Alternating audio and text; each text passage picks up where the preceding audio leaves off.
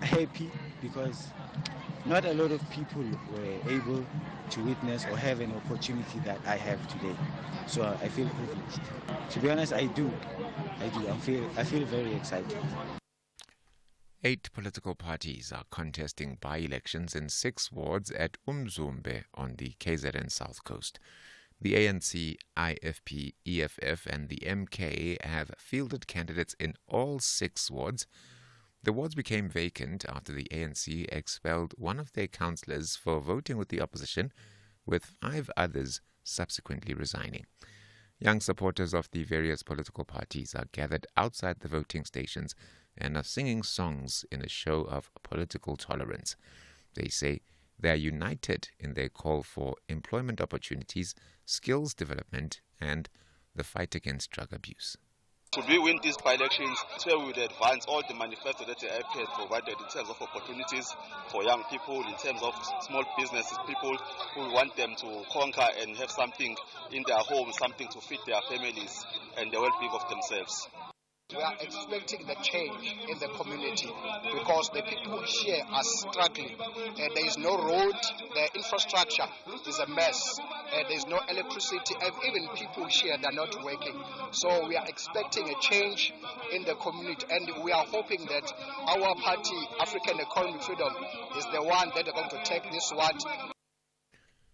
The Senzo Meyiwa trial has adjourned until tomorrow at the High Court in Pretoria, with Vodacom's Pinky Vaithalingam expected back on the stand. 5 men are on trial for the murder of the Bafana Bafana captain who was shot and killed in 2014. State Prosecutor George Baloyi says they will be furnishing the defense with information on the distance of the cell phone tower locations in relation to the crime scene in Vosloorus on Gauteng's East Rand.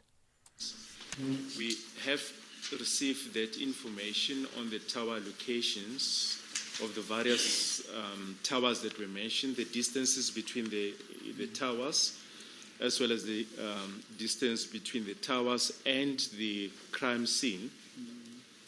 The witness has received that information electronically. However, we still need to have that printed in a form of a document, so that can be furnished to my colleagues and they can consult. And Russian President Vladimir Putin and North Korean leader Kim Jong-un have signed a comprehensive strategic partnership treaty on the Russian president's first visit to Pyongyang in 24 years. The announcement followed 2 hours of one-to-one talks between the leaders, part of a reported 9-hour schedule of events throughout the day. Jong-un said he fully supported Russia's invasion of Ukraine. During their talks, Putin thanked the North Korean leader for his support and attacked the West. We very much appreciate your consistent and permanent support of the Russian policy, including in the Ukrainian issue. I mean, in our struggle against the hegemonic imperialist policy imposed for decades by the United States and its satellites in relation to the Russian Federation. The top story at 3 o'clock, President Cyril Ramaphosa has vowed to work with all political parties willing to find solutions to the many challenges facing the country. For SAFM News, Kimudupi Makhalemele. And coming up in your sports this hour, Hendricks hoping for batting-friendly conditions against the USA, and Homer set for Nedbank Golf Challenge. More details at 3:30. Hey there! Need to know your TV license balance but don't want to wait? No sweat! Just send a quick SMS with your ID or TV license number to 44210. Remember, standard SMS rates apply.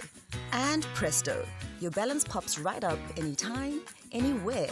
It's as easy as pie. So why procrastinate? Give it a try and get your info in a flash. T's and C's apply.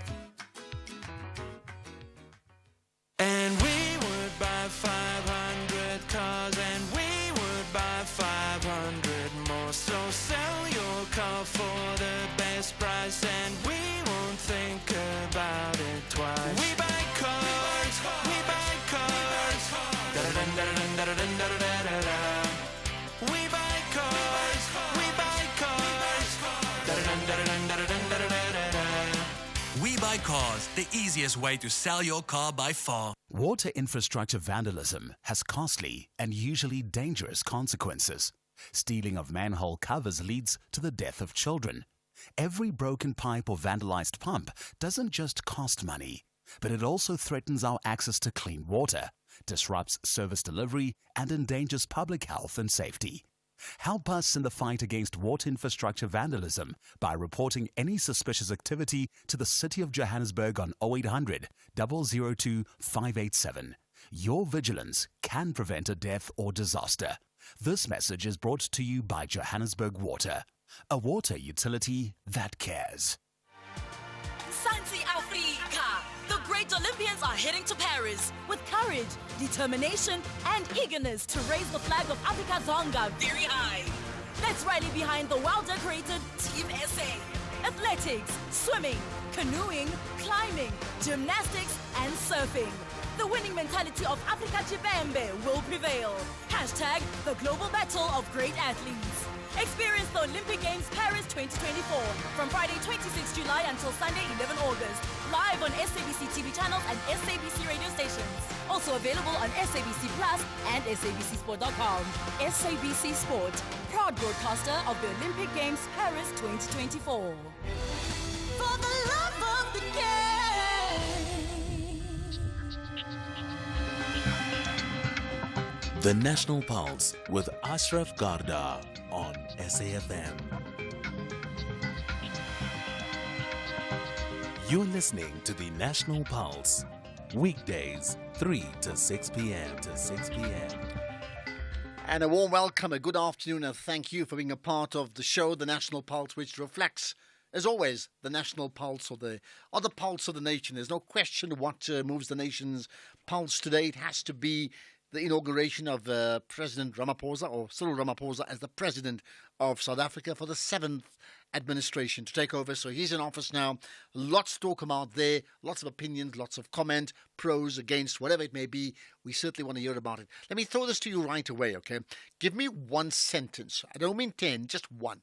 One sentence that best describes the President's speech today. Just one sentence. You can text us, which is probably the best way to do so. But if you want to also just do it in voice note form, that's great. WhatsApp 0614 104 107.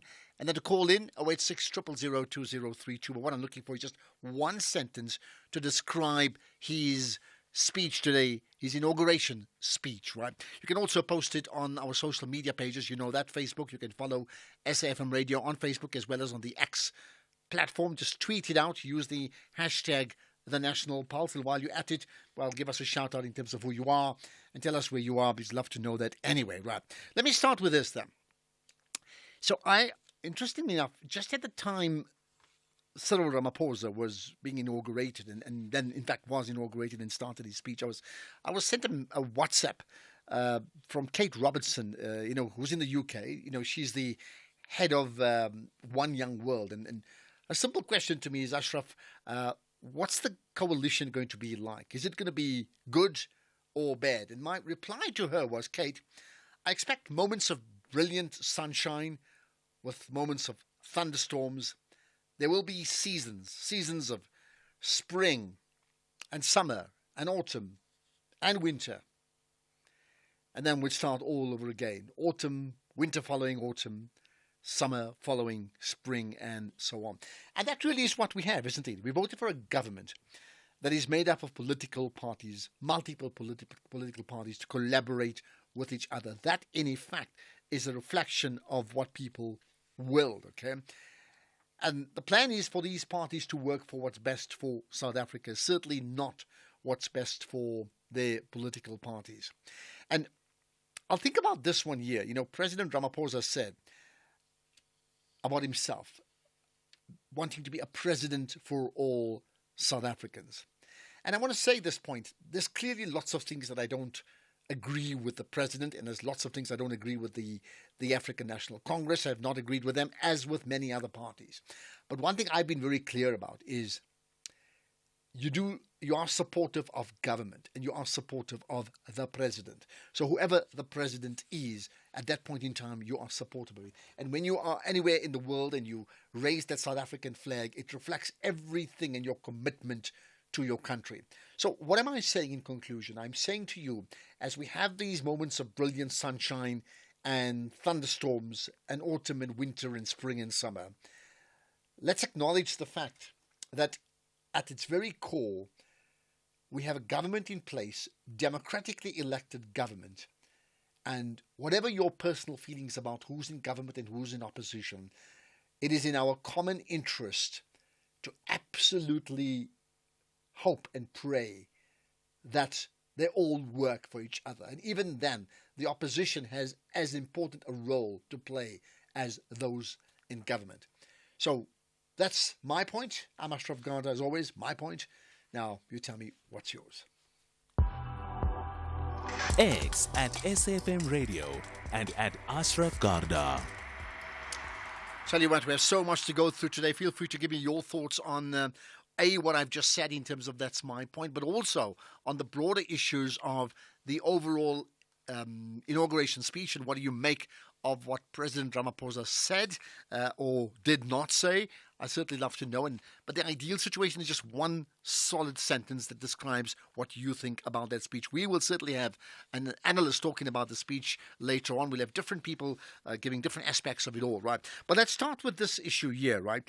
One of the major concerns that many people have is how would South Africa's domestic and foreign policy change, particularly around the issue of foreign policy, because we now have a situation for the very first time that we actually have a party that does not have a majority in Parliament. And we're certainly very aware of the ANC's position, particularly around many countries with regard to Ukraine, in terms of their pronouncements on Russia and the USA, Palestine and Israel. So how would that change, and will it change at all? So certainly the South African Lawyers for Justice are concerned enough about that. On the line is Advocate Fairuz Nagia Ladi. Fairuz, appreciate your time. Thanks for joining us here on the National Pulse. It's good to be on your show. Thanks so much. Much appreciated. Right, let's talk about this. What is your concern? You're asking a question that in many ways reflects a concern, isn't it? Look, I think just to reflect on this government of national unity, right? So what is anticipated and, what we really should be very keen and aware of is that we may find ourselves leading to a very liberal kind of stance in our government moving forward because of the predominant, I think because of the powers that be.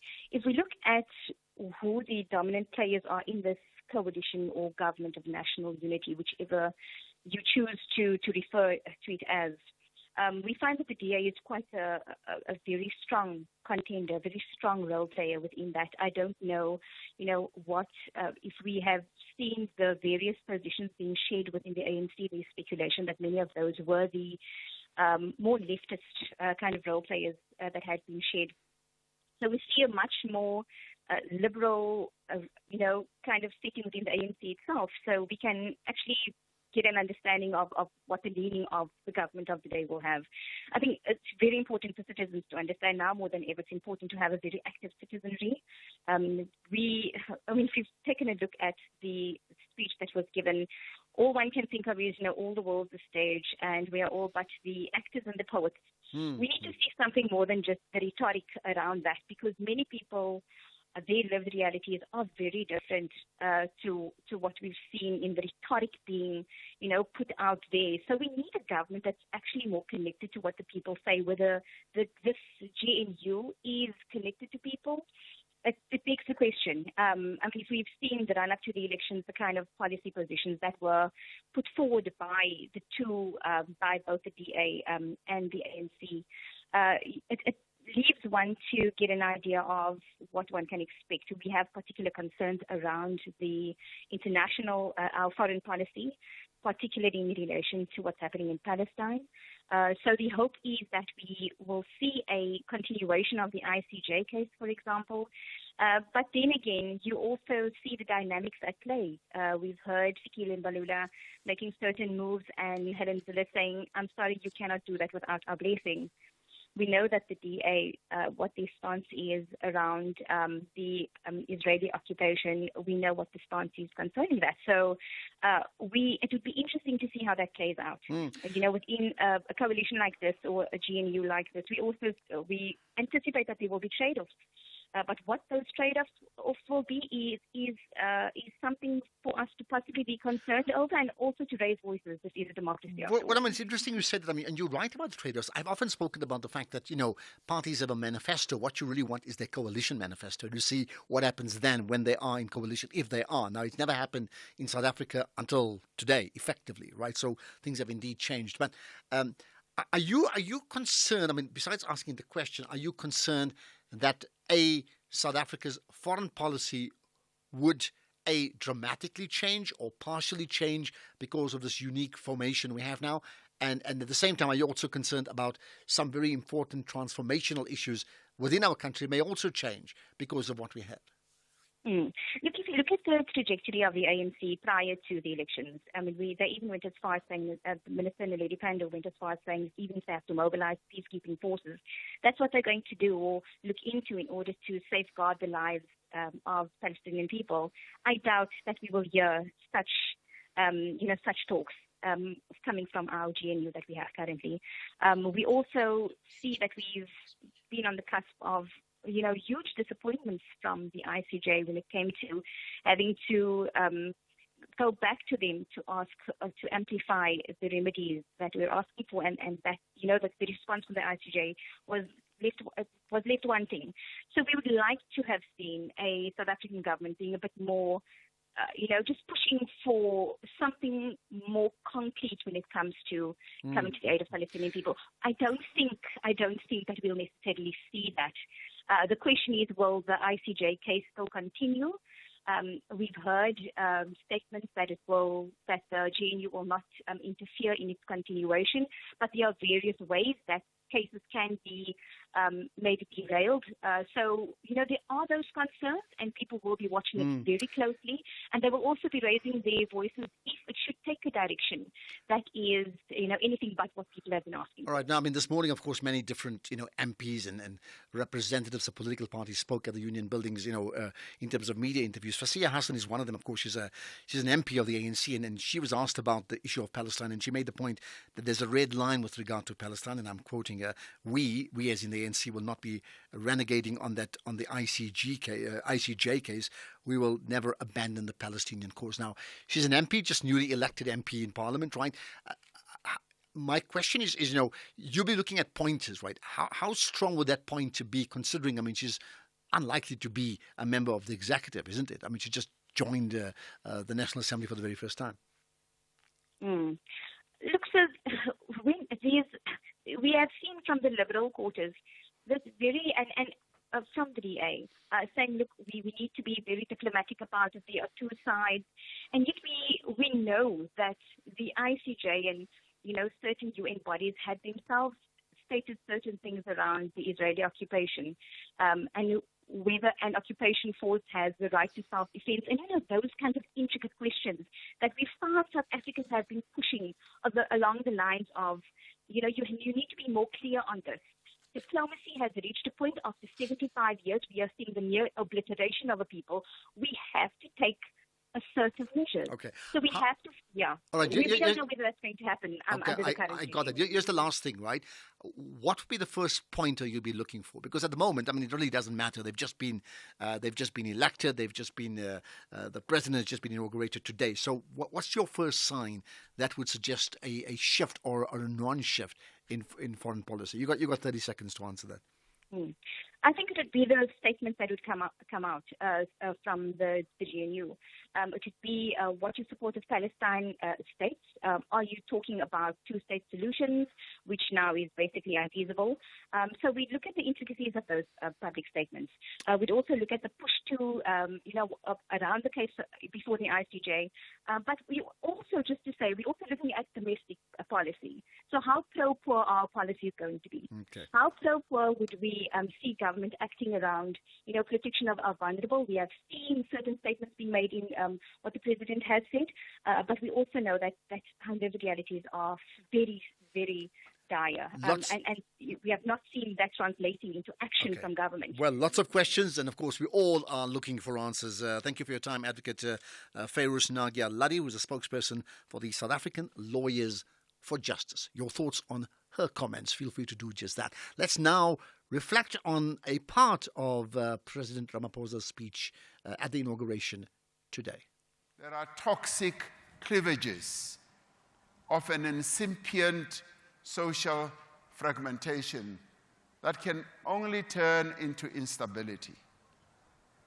The lines drawn by our history and our past between black and white, between men and women, between suburbs and townships, between urban and rural, between the wealthy and the poor, remain still deeply etched in our landscape. In this moment, we must choose to move forward, to close the distances between South Africans and to build a more equal society, to translate the promise of our Constitution and the vision of the Freedom Charter into a reality for all.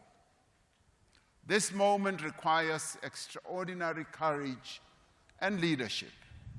It requires a common mission to safeguard national unity, peace, stability, inclusive economic growth, non-racialism, and non-sexism.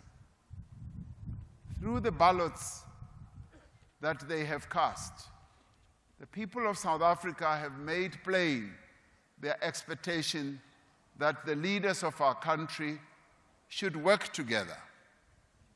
They have directed their representatives to put aside animosity and dissent, to abandon narrow interests, and to pursue together only that which benefits the nation. As leaders, as political parties, we are called upon to work in partnership towards a growing economy, better jobs, safer communities, and a government that works for all the people of South Africa. From across the political spectrum, parties have answered this call, understanding that no party can govern alone and make laws alone.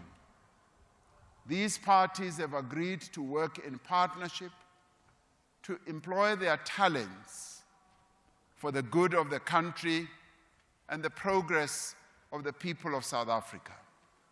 Together, they have resolved to establish a government of national unity to pursue a common program of fundamental and lasting change. The formation of a government of national unity is a moment of profound significance. It is the beginning of a new era. As the leaders of this country came together in a government of national unity 30 years ago to forge a common future and build a united nation, the parties in the government of national unity of today have agreed to work together to address the most pressing challenges before our nation. The parties have adopted a statement of intent in which they have committed to pursue rapid, inclusive, and sustainable economic growth, to create more of a just society by tackling poverty, to safeguard the rights of workers, to stabilize government and build state capacity. The parties have made a commitment to invest in South Africa's people through quality education and health care, to address crime and corruption together, to strengthen social cohesion and build a united nation together, and to pursue a foreign policy based on human rights, solidarity, and peace. As South Africans, we must each do what we can to achieve this mission, wherever we are, whether we are in business, in labor, in civil society. This moment calls on all of us to work together and join hands. As individuals, as families, as communities, and in our many formations, let us draw on our every strength to turn our dream for a better South Africa into reality, even as we are united in our diversity. We are a people of deep and abiding faith. We pray for our nation, as our religious leaders just did, for our spirits to be lifted, for our fortunes to be restored. We owe this noble mission our courage. We must be brave and we must be bold. This is a new tide that heralds progress, transformation, and deep fundamental change. We look to this rising tide with optimism and hope. We must reject every attempt to divide or distract us, to sow doubt and cynicism, or to turn us against one another. Those who seek to stand in our way, those who seek to inflame tensions in our country, will not succeed, because South Africans are resolute. Well, there you are. That's the inauguration speech of President Ramaphosa. What do you make of that? Interesting. I mean, you can add your comments. People are commenting. You can do that via WhatsApp, text, or voice note, 0614 104 107. You can tweet it out right away on SFM Radio or myself, Ashraf Garda. Just use that hashtag, the National Pulse, as well. And to call in, 086 000 2032. I asked you to give us one line that would best describe his speech. There's some comments. Hi, Ashraf. Good afternoon. I just want to comment regarding the speech of Mr. Ramaphosa today. You know, I really love and like the speech of Mr. Ramaphosa today. Definitely so. God is my witness. I really love that speech. If things can go accordingly, everything will be fine. Thank you very much. You are speaking to Daniel. Thank you very much, Ashraf. There we are. Nice call, Daniel. I think in terms of the speech, I mean, here's my quick thoughts. A lot of what he said is a lot of the type of things that I would say myself if I was in a position to deliver a speech to the nation. I think the key part beyond what was said, so he said nothing controversial. I don't expect that. The key challenge now is, does that actually translate into action? Because for too long there's been, the bright new dawn. Now we've got the new tide, right? But for too long we've had that and we no follow through. There has to absolutely be follow through. Let's get the news headlines now. Here's Madubi. A very good afternoon. In your headlines, President Cyril Ramaphosa has vowed to work with all political parties willing to find solutions to the many challenges facing the country. The IEC in the Western Cape says all voting stations in the 3 wards in Cape Town where by-elections are being contested today opened on time and without any disruptions. And a group of U.S. lawmakers has met the exiled Tibetan spiritual leader, the Dalai Lama, at his monastery in northern India. Details of these and other stories coming up at 4. SAFM, guiding you through the rush hour traffic. Afternoon, starting off in Gauteng, the M1 northbound in Woodmead is slow moving towards Woodmead Drive exit. In Pretoria, Hamilton Street southbound has delays towards Pretoria Street, and that's due to the inauguration event at the Union Buildings. And Pretoria Street has delays through the Arcadia area due to the inauguration event at Union Buildings. In KZN, the N3 eastbound is queuing through Marion Hill Plaza. The N2 southbound is queuing towards Spaghetti Junction. The M4 northbound has a crash reported at Blue Lagoon, and the N3 eastbound in Pietermaritzburg has a stationary truck reported just before Market Road. In Cape Town, the R44 Broadway Boulevard northbound in Somerset West has a crash reported near the N2 highway. Chapman's Peak Drive is closed due to rockfalls, and Victoria Road outbound is slow moving through Woodstock. With your traffic update, I'm Irma G. This is SAFM Sports with Tuming Kapele. Right, to me, we have the president talking to the country, and we have the country representing us at the Cricket World Cup, and you're talking about that today, right? Absolutely. The Proteas, they are playing today, and Proteas opener Reza Hendricks says that they're hoping for batting-friendly conditions in Group 2 of the Super 8 game against the co-host, the USA, in the Men's T20 World Cup this afternoon at 4:30. Now, the Proteas managed to finish top of Group D after 4 wins, defeating Nepal by only 1 run in their last group stages match. And Hendricks acknowledges that they've struggled for a great game since the World Cup started.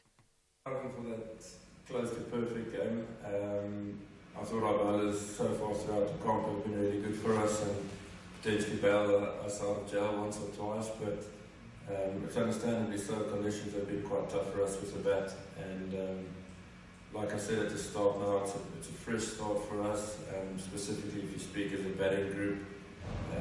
We get the chance to get to new conditions, hopefully slightly more batting friendly for us, and a good time for us to start peaking and finding some form moving forward in the competition. And then from the men's side to the women's, the Proteas women are in action right now. They won the toss and they chose to bowl first in the second ODI against India. India posted 325 for 3 in their overs, and South Africa currently sitting on 138 for 3 after 27 overs, with Laura Favard and Marizan Kapp at the crease. Then in golf, Max Homa is set to return to defend his Nedbank Golf Challenge title when the tournament moves back to December at the Gary Player Club. Last year, Homa joined an elite list of Nedbank Golf Challenge winners, becoming the first American to win it since 2006. Now, the tournament is once again included in the DP World Tour schedule. Meanwhile, Tiger Woods will be given a special exemption into PGA Tour signature events starting next year. According to a memo that was released today, an additional signature event sponsor exemption will be created to recognize Woods in his own category, having reached an exceptional lifetime achievement threshold of more than 80 career wins. Then in football, Richards Bay are currently playing Baraka FC in the final fixture of the DStv Premiership Promotion Relegation Playoffs. The Natal boys are favourites to earn the final spot in the league. Now, Richards Bay sit atop of the table with 5 points from 3 games, but are only ahead of Amatax thanks to a superior goal difference. The KZN side just need a win or a draw to win that spot back into the league. And in terms of Bakhaga, who are bottom of the table, they could top the table if they beat Richards Bay by 2 goal difference today. So very interesting to see how that one will end. Then in athletics, American track legend Michael Johnson has launched a lucrative new athletics league.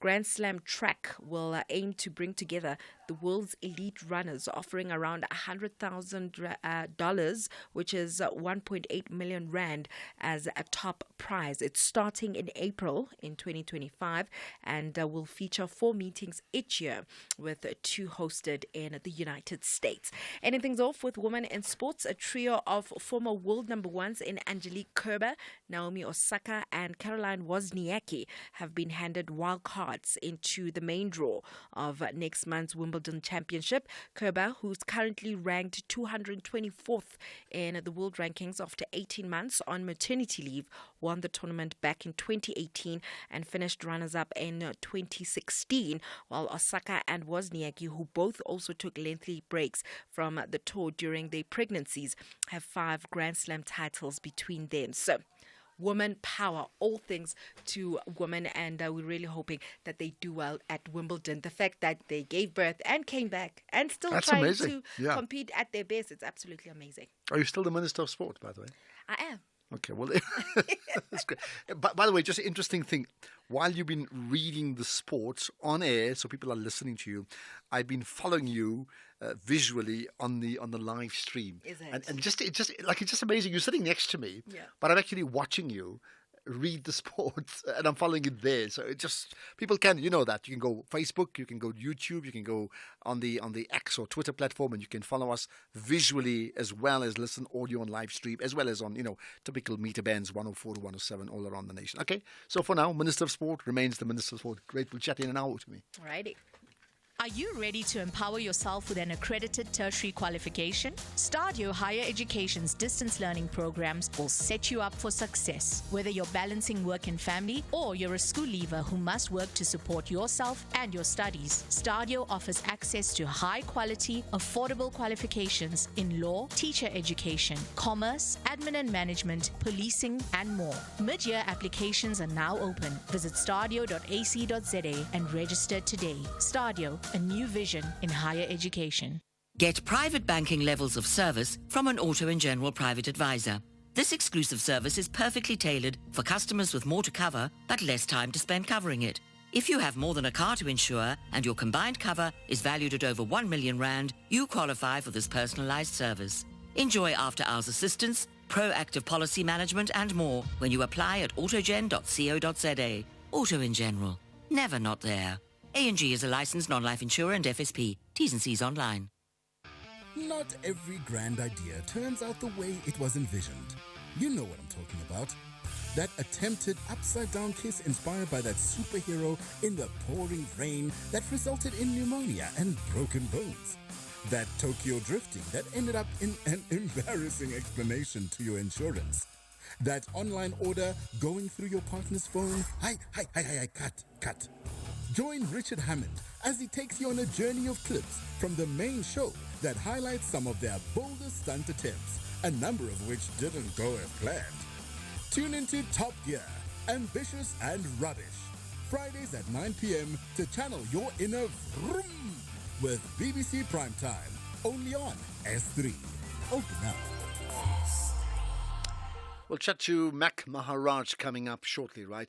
In the meantime, 37-year-old Tebogo got a really great deal on his car insurance premium from Outsurance. He pays an amazing 762 rands per month to insure his white 2018 Ford Figo Ambiente. He now has extra cash every month to go out for a meal with his friends. Get an Outsurance quote today. SMS OUT, that's O-U-T, to 30754. That's OUT 30754. You got that? Licensed insurer and FSP. T's and C's apply. You are listening to the National Pulse with Ashraf Garda. Right, let's lots of comment on the president's inauguration address, but still the broader issue is what has happened to South Africa. So we take all sorts of calls. Michael in Gqeberha, hi. Afternoon, Ashraf. Good afternoon. Good talking to you, Michael. Yeah, go ahead. What's your point? Okay, I'm not sure if you watched the interview of Chile and Zile yesterday with Clement on Clement's show. Parts of it, not the full one, yeah. But okay, we pick out one, yeah. Okay, now, Helen Zille said, right, that the DA and the ANC and the IFP, they formed, I don't know what to call it, whether it's a consortium. They formed the consortium, okay? And then it was that consortium, they signed an agreement, and she quoted 3 articles. And in that consortium, one of the articles, I think Article 19, is all 3 of them must agree who they can invite. And she went on to say they never invited the PA. right? And so she's taken it up with Fikile Mbalula to say, but who invited the PA? Mm-hmm. So you have three parties, right, that have had their own agreements or whatever you want to call it, and then they then decide who can join the group. That's one of the articles. Okay, so what do you make of that? I mean, I'm going to just push you. What do you deduce from that? Well, what I deduce from that is that we cannot call this a government of national unity. That's the thing. I think we should call it what it is. It's a coalition. I think we must stay on that, because if you say you are having a government of national unity, first of all, you must have won the elections, and then you invite others.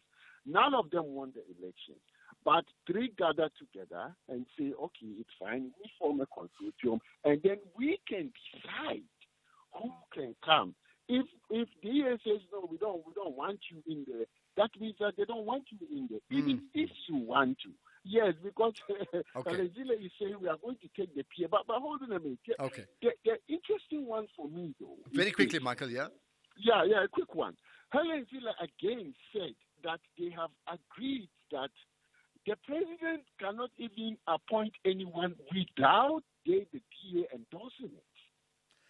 Yeah, I hear that, but I mean, okay, I got that, Michael. You know, we've heard lots of that, but here's my quick thought on that, on the second part. My understanding is there must be consensus, and the consensus needs 60% of the consensus of the parties that make up what is called now the Government of National Unity.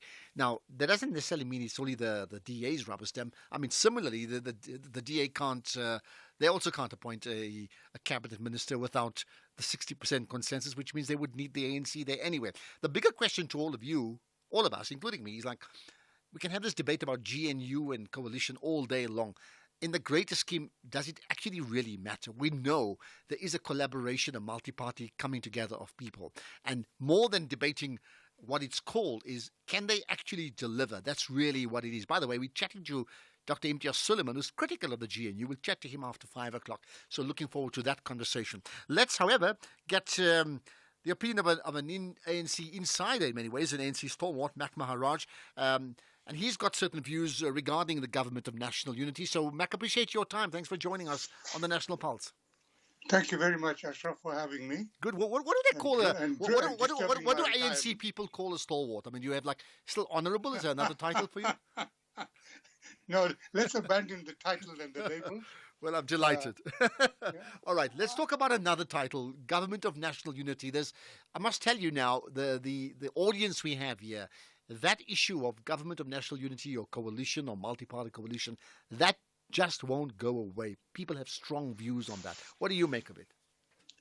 I think that, first of all, we must not get locked and trapped by labels.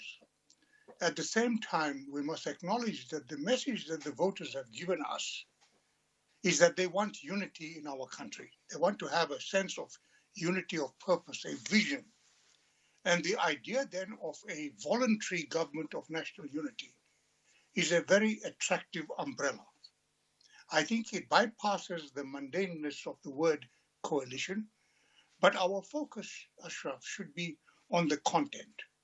So whatever we debate, my starting point is the developments that have just taken place. One, the results of the election. Two, the statement of intent that is there in writing in the public space. We need to interrogate that statement. Does it outline the critical problems that our country faces? And on that basis, then, we move to the parties that make it. I think it is the ANC that put forward the idea of a government of national unity against all the other proposals that were there for minority government, etc. Mm-hmm. And when it did that, it said, we are putting this forward in the public space. Let everybody who wants to share this come. It set the pace by which people should come. It did not say, we're going to exclude A or B. It said, A, B, C. If you agree with these propositions and commitments, then you are in. So others chose to leave. And I think that's the emphasis we need to carry. If Helen Zille has conveyed an opposite message, I think it needs within those closed doors of the GNU to be sorted out. Because the cry of our country is let's have a unity of purpose and let's have a program of action that begins to make change really happen on the ground. Now, how do you get to understand that the electorate, you and I and everybody else, has actually voted for a united government? I'm not going to say government of national unity, a united government. What has indicated that for you at the polls? Well, when I looked at the poll results and I look at it in terms of not just those who voted, I look at it also in terms of those who qualified to vote but stayed away. And to me, the message that came through was the following. Firstly, the people are frustrated by the slow pace of progress in the promise of a better life for all. There was also a sense in that vote that people feel marginalized. They feel that politicians are not taking the interests of the people seriously. There was a feeling that there is no unity of purpose that holds our vision, that gives us hope. And the vision of unity that was there in the early administration in 94 has been fractured. So there was a yearning for change. And the kind of change that they want must come from three elements: the reconstruction of our society and economy, the reconciliation of our people, and the building of a nation premised on unity in diversity. And that's the message that I read. And do you think that the people are right in terms of them being united in their dissatisfaction with so many things that is very basic to building a nation that people yearn to be part of? That was very interesting for me because I think that's a critical question. Politics and change is not just about data, but it's also perceptions. Perceptions are also the data that we have to work with. And I saw today in the inauguration address of the president a process taking this thing one step forward. He was very, very forthright in talking about the nature of the country we are living in. It is a divided country. Mm-hmm. It is a polarized country. It is a country where citizens live in one country, but they occupy different worlds. Now that's a reality we have to grapple with. And that's where we have to measure, are the changes going in the right direction? I do not stand in a position where simply the words of the politicians is enough for me. I think there was a disillusionment setting in about politics in our country. And I think what is important is that the statement of intent is talking about making people participants in the process of change. Well, that is where we have to hold it. It's interesting to speak about the words that we use. I mean, if I take the speech at face value, I think it's a very, very impressive speech. It's the type of speech that talks to me, okay? But I mean, the big issue really is how do you translate that speech into action now that you have a very, very different type of government? That means, and perhaps you can answer that, how do you translate that into action, keeping in mind now he has multi-parties with different philosophies, different manifestos, yes, united for what's good for South Africa, but it's easier said than done, isn't it? Yes, but we have a history. We shaped the transition from apartheid to democracy through a process at CODESA. But that process was underpinned by certain things, that let's start with agreeing on certain principles that will guide the future. Now, the present statement of the president and the statement of intent begins in the same way. But then it takes the matter a stage forward. It says to us, don't just depend on the statement of intent. The next thing when cabinet is constituted is that the parties to the GNU and calling in others will have a lehotla. And at a lehotla, the policy will now be fleshed out in terms of implementable plans. And Ashraf, they have made another commitment, and we must hold them to it, that they will put those agreements in writing and in public so that we can measure annually, are we moving in the right direction or not? This was the missing element in the past administration. Okay, here's the last thing. Here's the last thing to wrap up with. Do you think that we are in a better country today than we were on May the 28th? We are infinitely in a better country because hope is beginning to arise in the horizon. And it is necessary that government and us as the people work together to make that hope real and make it the foundation of the future. And that's where we shall leave it. That's where we can leave it. Mac Maharaj, ANC stalwart, not honourable, as he says. Those days are long gone. Appreciate your time, much appreciated indeed. You may want to comment on that. We're in a better country today than we were on May 28th because there's hope now, and that changes so much. But do you see hope where there once was hopelessness? I remember the bright new dawn. We now have the new tide or the high tide. How does that translate for you? By the way, of course, we need to talk about probably the next big thing, and my guess it may happen in the next day or two max, which is the naming of the cabinet. Who are they going to be? So what do you think? You know, has it a guess in terms of who are the names who are likely to be in South Africa's new cabinet for the 7th administration? We'll talk about that next. The Market Update, Monday to Thursday, 6 to 7 p.m. Want to stay ahead of the financial game? Join us tonight from 6 to 7 p.m. for an insightful journey through the day's market developments, financial updates, and investment news. Tune in for your daily dose of financial intelligence as we navigate the twists and turns of the financial landscape with expert insights. Only on the SAFM Market Update. SAFM Market Update with Jimmy Muyaha. The National Pulse with Ashraf Garda. Weekdays, 3 to 6 p.m. I'm certainly going to look at many of your WhatsApp text or voice notes and your tweets and your Facebook comments. One line to describe President Ramaphosa's inauguration address. And do you concur with Mac Maharaj? There's hope now compared to before. So South Africa in a better place than where it was on May the 28th, on the eve of the election. So what about the cabinet? What's the plan? Let's find out. It's all guesswork because none of us really knows, do we? Let's get the thoughts of Professor Zwelethwa Jobe, who's the head of the Department of Politics at the University of Cape Town. Prof. Jobe, appreciate your time once again. Thanks for joining us on the National Pulse. Good afternoon, Asha. Thanks for having me. Good. So do I take it first things first that appointment or the naming of the cabinet, I'm suggesting it has to be before the end of the weekend, as late, the next 24 to 48 hours. Do you concur?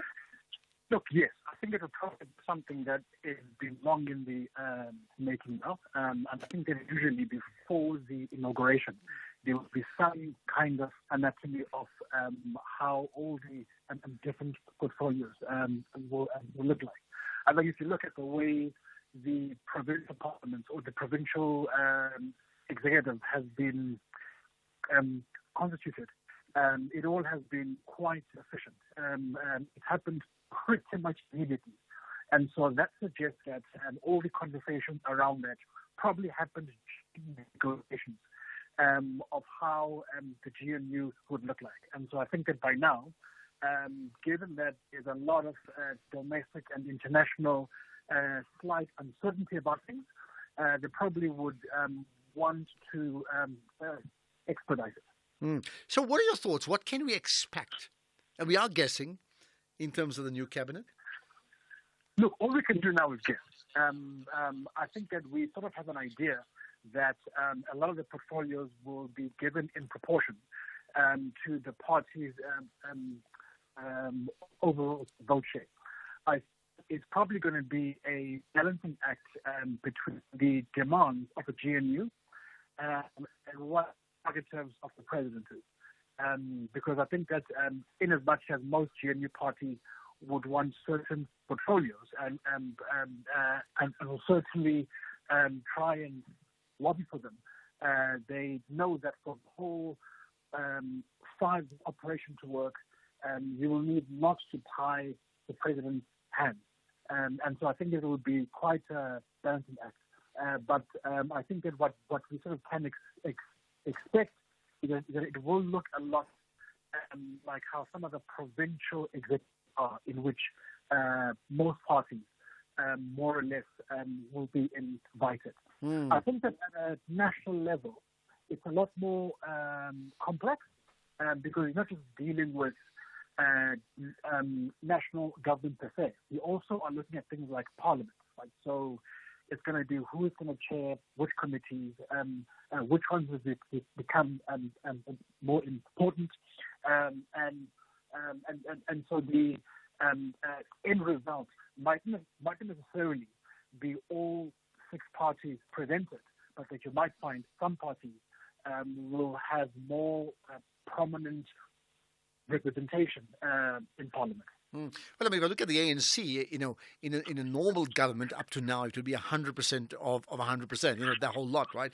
But if they are 40% of the 100, they could be, my maths is just not that great, it could be just under 60% of this unity government that they have right now, okay? Which means, roughly 6 out of 10 people would come from the ANC and maybe 3 from the DA, maybe one space for 1 or 2 people, if I can get that right, isn't it? That is true, but also you must bear in mind that even though it is a GNU, it is essentially a coalition, right? And so I think that it's nice to call it GNU because it's, somehow evokes 94 and all these things, but at the center of it, it is a type of coalition. And every coalition like this will revolve around 2 large parties that will account for a lot of things, both in terms of things like policy, in terms of things like positions, etc. And so if you look at, say, the election of the Speaker of Parliament, including the Deputy Speaker, that gives you quite an important indication as into where the cabinet might head and who really is calling the shots here.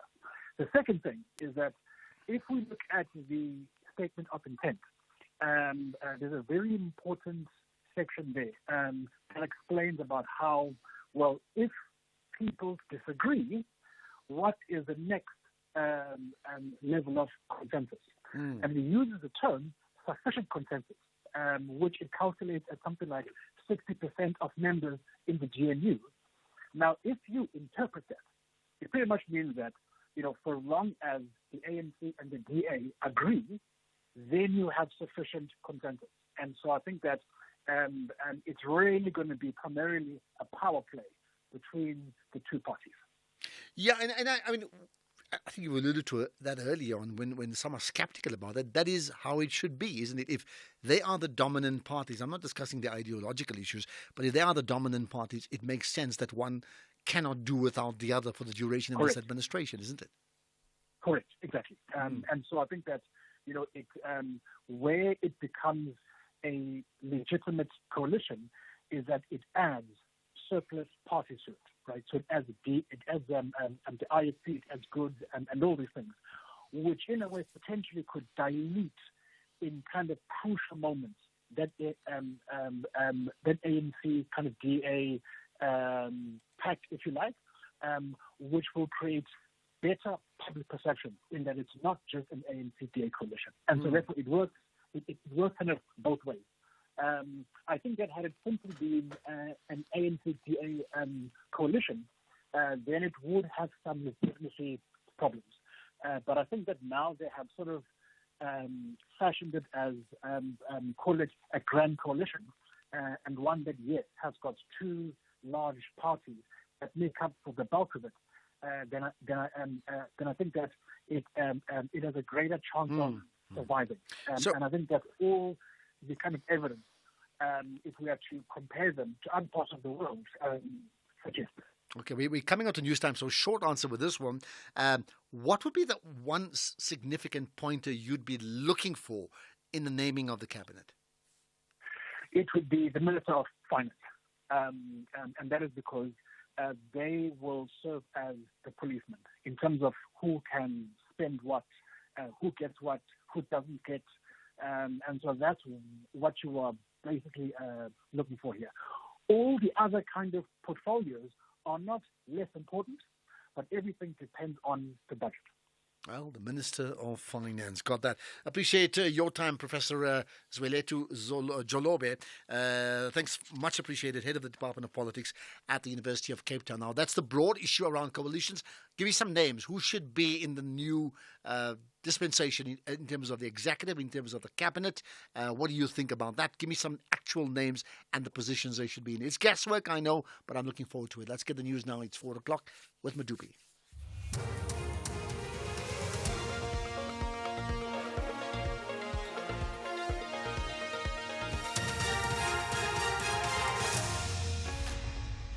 Thank you very much, Ashraf. The top stories this hour: Ramaphosa ready to move the country forward, and by-elections being held in KZN and the Western Cape. A very good afternoon. President Cyril Ramaphosa says the people of South Africa in last month's elections have made clear what they want: a transformed and inclusive economy that creates jobs and offers opportunities to entrepreneurs.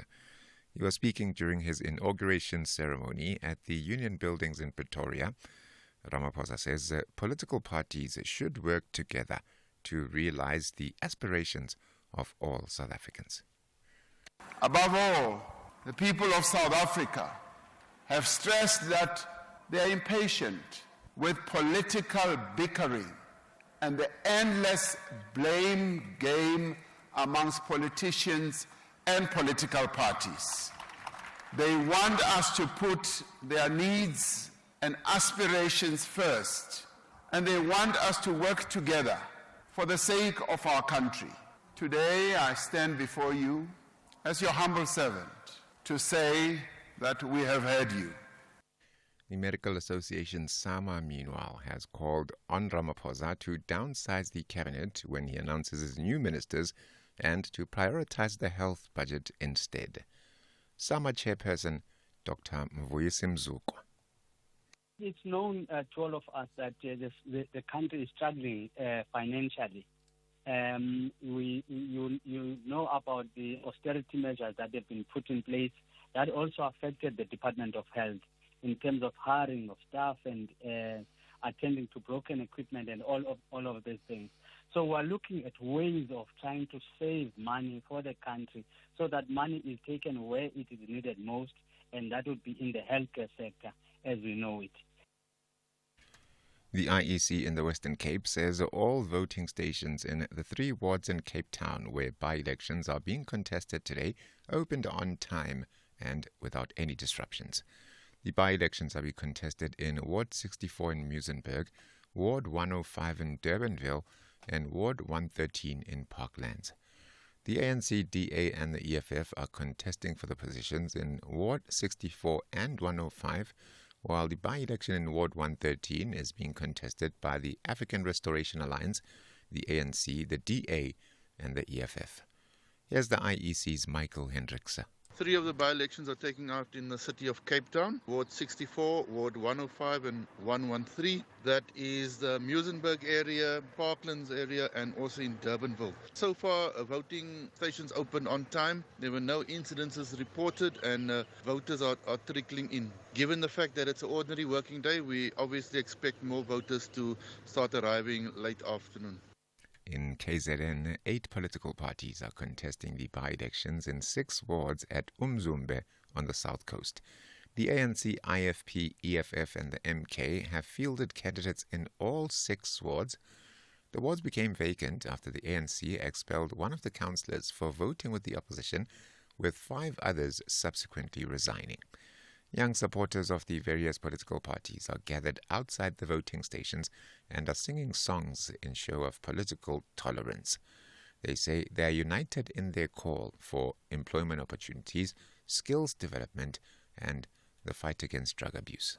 Should we win these by-elections, where we would advance all the manifesto that the IFP has provided in terms of opportunities for young people, in terms of small businesses, people who want them to conquer and have something in their homes, something to feed their families and the well-being of themselves. We are expecting the change in the community because the people here are struggling. There is no road, the infrastructure is a mess. There is no electricity, and even people here they are not working. So we are expecting a change in the community, and we are hoping that our party, African Economic Freedom, is the one that is going to take this one. And a group of U.S. lawmakers has met the exiled Tibetan spiritual leader, the Dalai Lama, at his monastery in northern India. The American government has recently stepped up its engagement on the Tibet issue. China, which annexed Tibet in 1951, has not held talk with Tibetan leaders for more than a decade. The BBC's Anbarasan Etirajan. The visit by the American lawmakers is part of an attempt by Washington to re-engage with Tibet amid increasing tensions with Beijing. It follows the passage of a bill by the U.S. Congress that seeks to encourage China to hold talks with Tibetan leaders that have been frozen since 2010. President Biden is expected to sign the bill soon. Ahead of the meeting, the Chinese embassy in Delhi said the Dalai Lama was a political exile engaged in anti-China activities. The top story this hour, President Cyril Ramaphosa says the people of South Africa in last month's elections have made clear what they want, a transformed and inclusive economy that creates jobs and offers opportunities to entrepreneurs. For SAFM News, and coming up in your sports this hour, Proteas and USA geared up for the crucial clash, and Richards Bay a step closer to winning back their spot in the DStv Premiership. More details at 4:30. SAFM, guiding you through the rush hour traffic. Good afternoon. Starting off in Gauteng, the R21 northbound in Kempton Park has roadworks reported. The left lane is closed between Pomona Road and the R25 Papsfontein Road exit. The M24 in Centurion is closed between Swartkorps entrance and Alaric Road due to a road collapse incident, and the M1 northbound in Woodmead has slow moving towards Woodmead Drive exit. In KZN, the M4 has roadworks with traffic restrictions reported at Tongaat Beach, so you're asked to expect delays. The N2 southbound in Amanzimtoti has roadworks with traffic restrictions towards the Doonside exit, and the N3 has roadworks with major upgrade works between Spaghetti Junction and the M13 Paradise Valley interchange. In Cape Town, the M3 southbound is slow moving towards Rhodes Drive, the R44 Impala is queuing at the N1 highway, and Veltevreden Drive in Mitchell's Plain is closed between Cedar Avenue and Spine Road. With your traffic update, I'm Irma G. The National Pulse with Ashraf Garda on SAFM. You're listening to the National Pulse, weekdays 3 to 6 p.m. There are so many people who are commenting about today's inauguration speech. Maybe the question to you is, it's the inauguration speech. Was it a speech of national unity? Just think about what I said and give me your thoughts. Here's a question, a comment rather, Ashraf. Remember, it is us, the people, who voted for his unity. Even ANC couldn't believe their eyes, but they are standing still. Services will be delivered to the people. DA, IFP, etc. will push the ANC to work harder. Let's give them a chance. Thank you. That's someone pretty positive about the outlook in terms of South Africa. Interesting what Mac Maharaj said earlier, that we're in a better position than we were on May 28th because we have hope now. We didn't quite have that before. And another one, Ashraf, all I can say is the taste of the pudding is in the eating, from Zikali in Klebecha. Well, I think that's a given. Okay, more to come on a range of other issues. We'll chat to Dr. Imtiaz Suleiman after 5 years, his own thoughts on the Government of National Unity.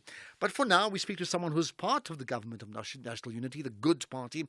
The chairperson of the DA's Federal Council, Helen Zille, yesterday spoke to the SABC and said that the ANC does not have the veto power to propose invitations from other parties. Zille's statement follows the ANC Secretary-General Fikile Mbalula claiming that the ANC's doors remain open to parties that want to partake in the unity government. So the Good Party's Secretary-General is Brett Herron, and he believes that Helen Zille has got it all wrong. Well, let's get the story, the good story from Brett Herron himself. Brett, appreciate your time. Hi.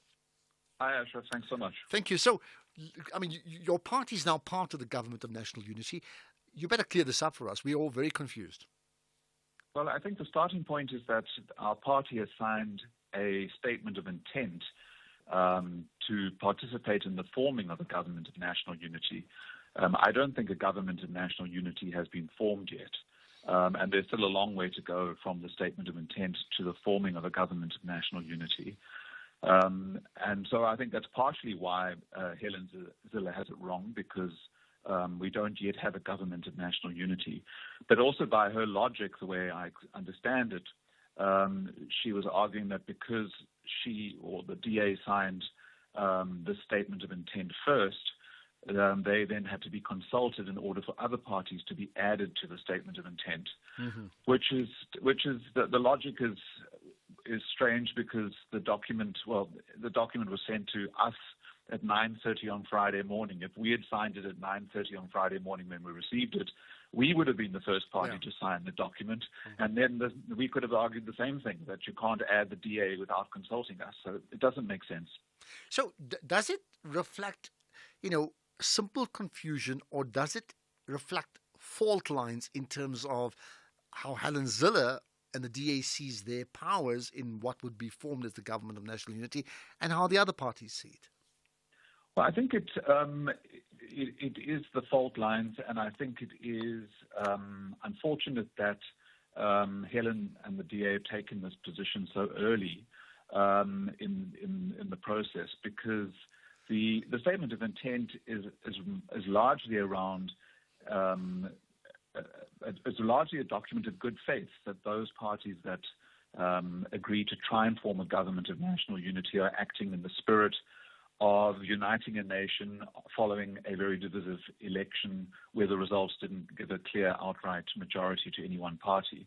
So to take the line that clause 24 of the agreement prohibits the ANC from including or allowing other parties to sign the statement of intent, I think goes against the spirit and the intention of this document. What would it take then to get to a position where you actually form a government of national unity? You're saying there's an intent, there's an agreement in place for intent. What would be the next step? So the document itself requires us to, the parties that sign the statement of intent, to have a strategic session, or a lekgotla as it's called, to work out the governing policies and the compromises that parties will have to make in terms of their own policies in order to give life to this government of national unity, because obviously there's disparate parties with disparate policy positions, and there will have to be some compromise. So there is a strategic session, as it's called, or lekgotla, which will then move into a national dialogue. And the document gives us 6 weeks to get a program of government finalized between the parties that will form a government of national unity. So I think this must be regarded as a first step where the parties have signed it, have said we intend to try and participate.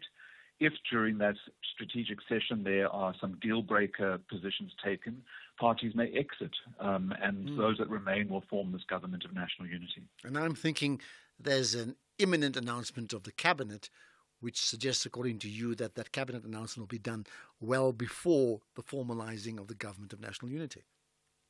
I think that's likely to happen.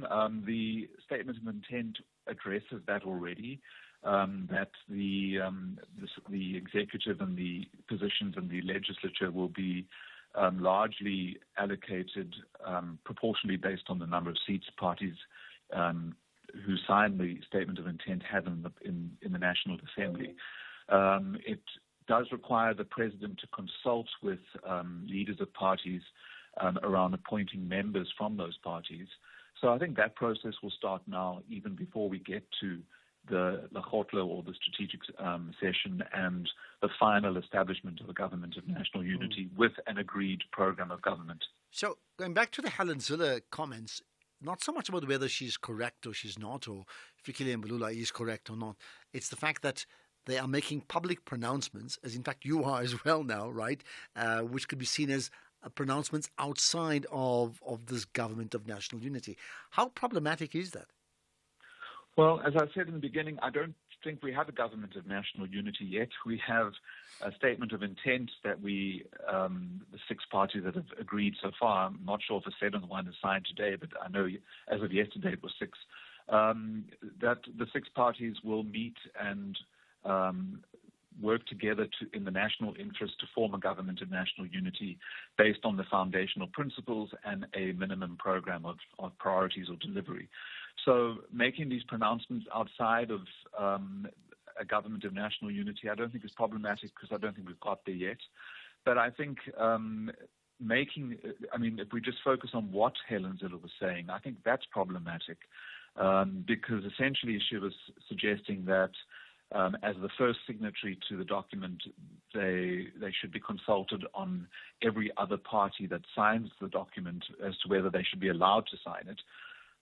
And, you know, I mean, when we went to Johannesburg last Sunday to engage with the ANC's negotiating team at the Ananda Club in Johannesburg, all the parties were there. So the DA must be aware that the ANC was engaging with all of us over that weekend, and any of those parties were invited to sign the statement of intent. So I don't think there's any veto that the ANC has or the DA has when it comes to signing the statement of intent. And I take it we'll find out pretty soon what that really means, isn't it, in practical terms. In terms of your thoughts, however, of the different expectations of the different political parties. Clearly, some parties have more seats in parliament, so apparently more clout, but also some are more assertive.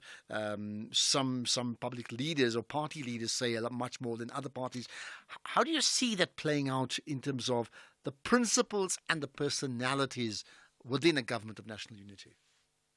I think the important thing is that, and hopefully parties will do this, and it's very hard for parties to do it, I know, is that we've all signed the same statement of intent.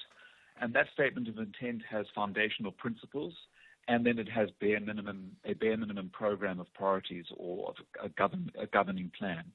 And so it's less for us about the personalities and the strengths of different parties. What unites us is that we've agreed to these fundamental principles, as they're called in the document, and we've agreed to a minimum program of governing priorities.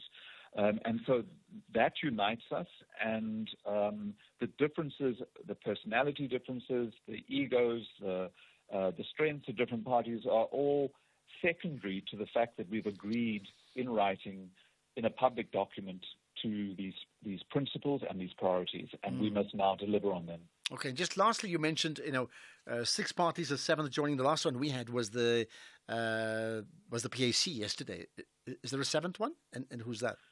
No, I was making there were 6 as of yesterday when the PAC joined. I just made the comment that I don't know if the 7th one is signed today, but I think it's 6 at the moment. Okay, well, you never know, and you never know where it comes from, so it's only fair that I ask you. Much appreciate your time, Brett Aaron. Thanks for that, and we will track the government of national unity in whichever form it develops over a period of time. Brett Aaron, the Good Party's Secretary General. Lots of comments. I have asked you about particularly what you see in the cabinet. Now, remember, it will have to be a cabinet that is reflective of effectively the voting of the parties that make up the government of national unity. So by my guess, I would think that you're probably going to get, if we look at 10 people in the cabinet, just as an example, you should get about 6 from the ANC, 3 from the DA, maybe 1 or 2.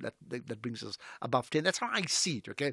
How do you see that coming through? And give me some names. I mean, who would you absolutely want to have in cabinet no matter what?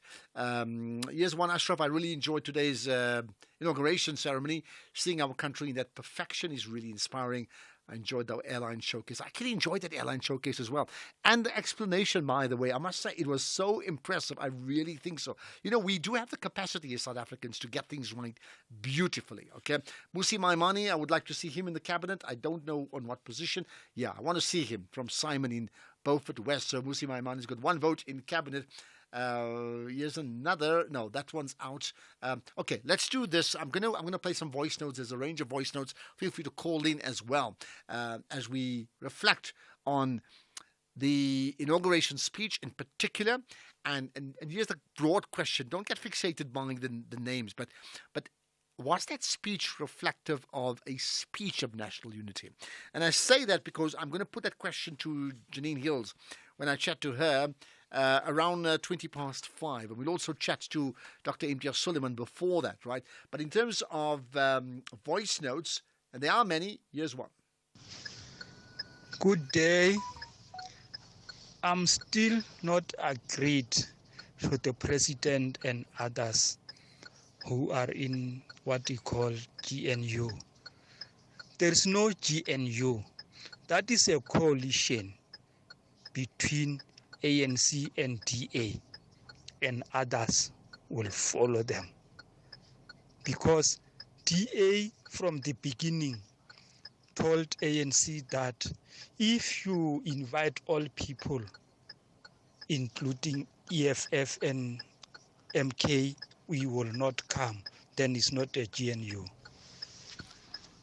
Well, I mean, here's a question. When is a GNU a GNU? I mean, if I go back to that very first parliament, I know Azapo were not part of it, isn't it? So at some stage, it didn't have to have every single party. I think you needed to have some degree of consensus. And, you know, to be fair, is it the other party's fault that the MK doesn't want to play ball, for example? The MK said they won't even talk unless Ramaphosa is not part of it. Then the EFF has said they won't talk if the ANC speaks to the DA, and I think the DA said something similar. What I'm trying to say is parties tend to drop in and drop out, or jump in and jump out, isn't it? So here's Mac Maharaj earlier on spoke about this is the time for hope, and this listener tends to agree.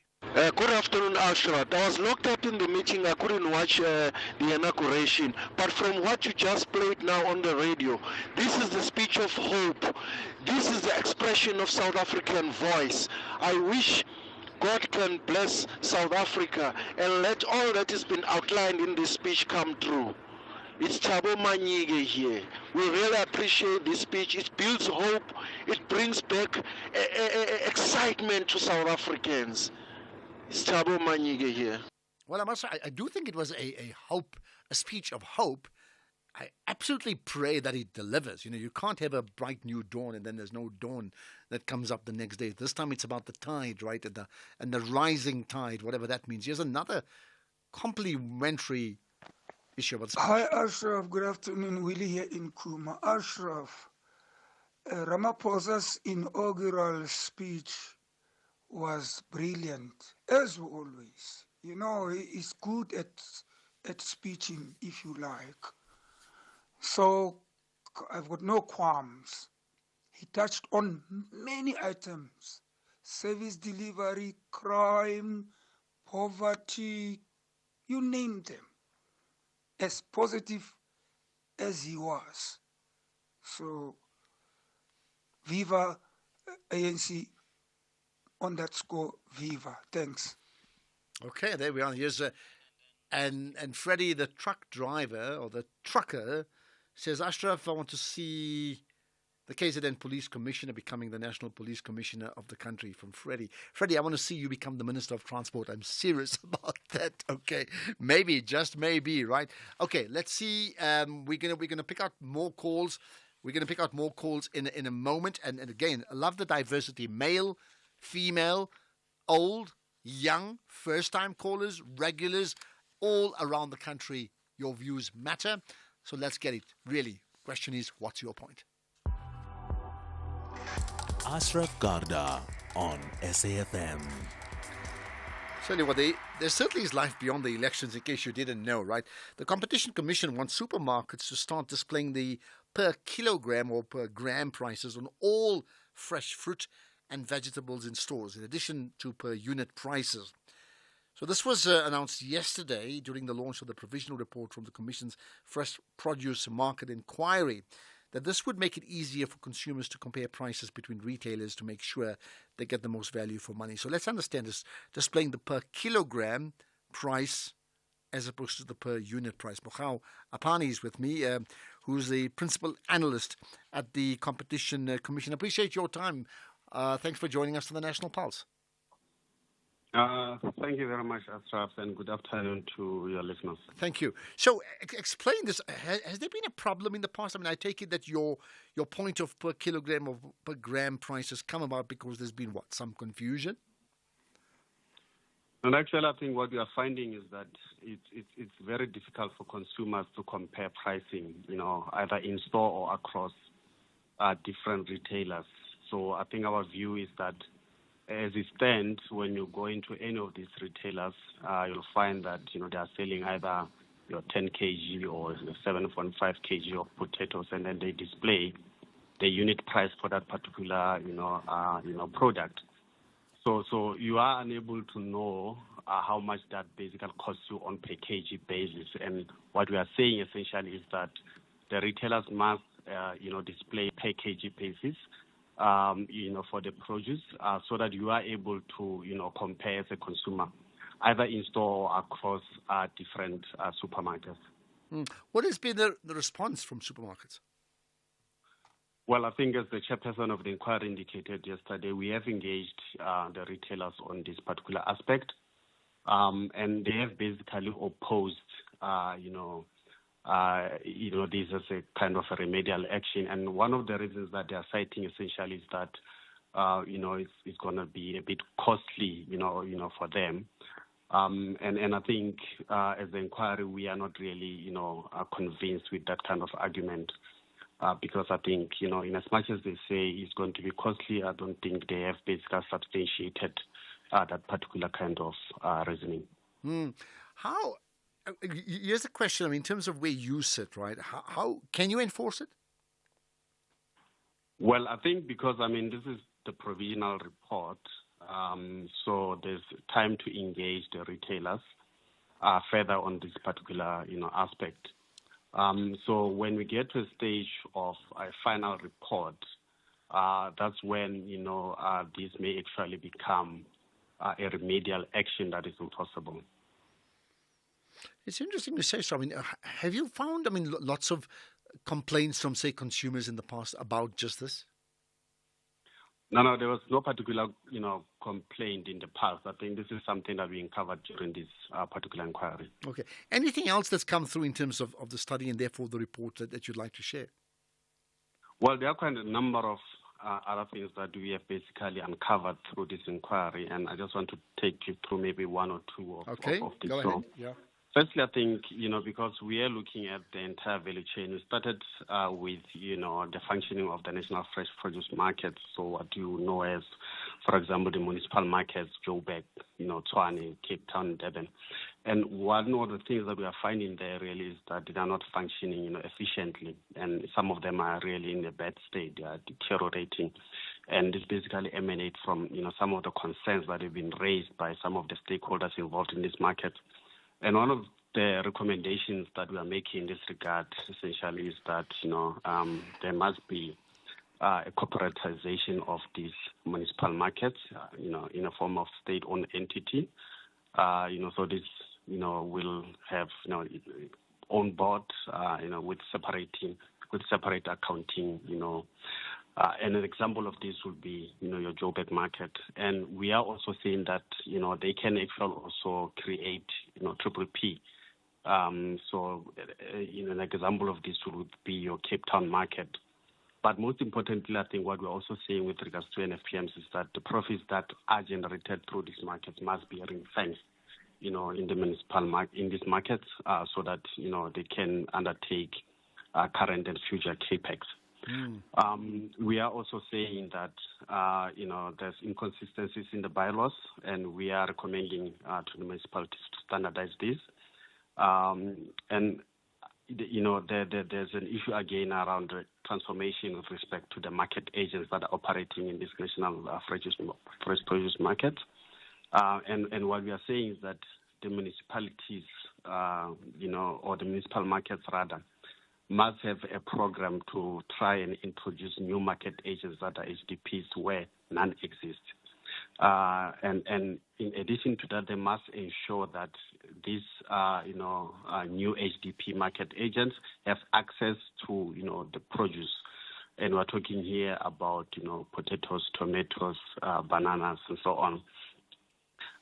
And what we're also saying is just in relation to the cross-shareholding that we found, where the African Rainbow Capital has got a shareholding in two of, the biggest market agents in the country, being RSA as well as Subtropical. So we are recommending, or rather, we've got a remedial action there to say that they must divest their shareholding in either. Okay.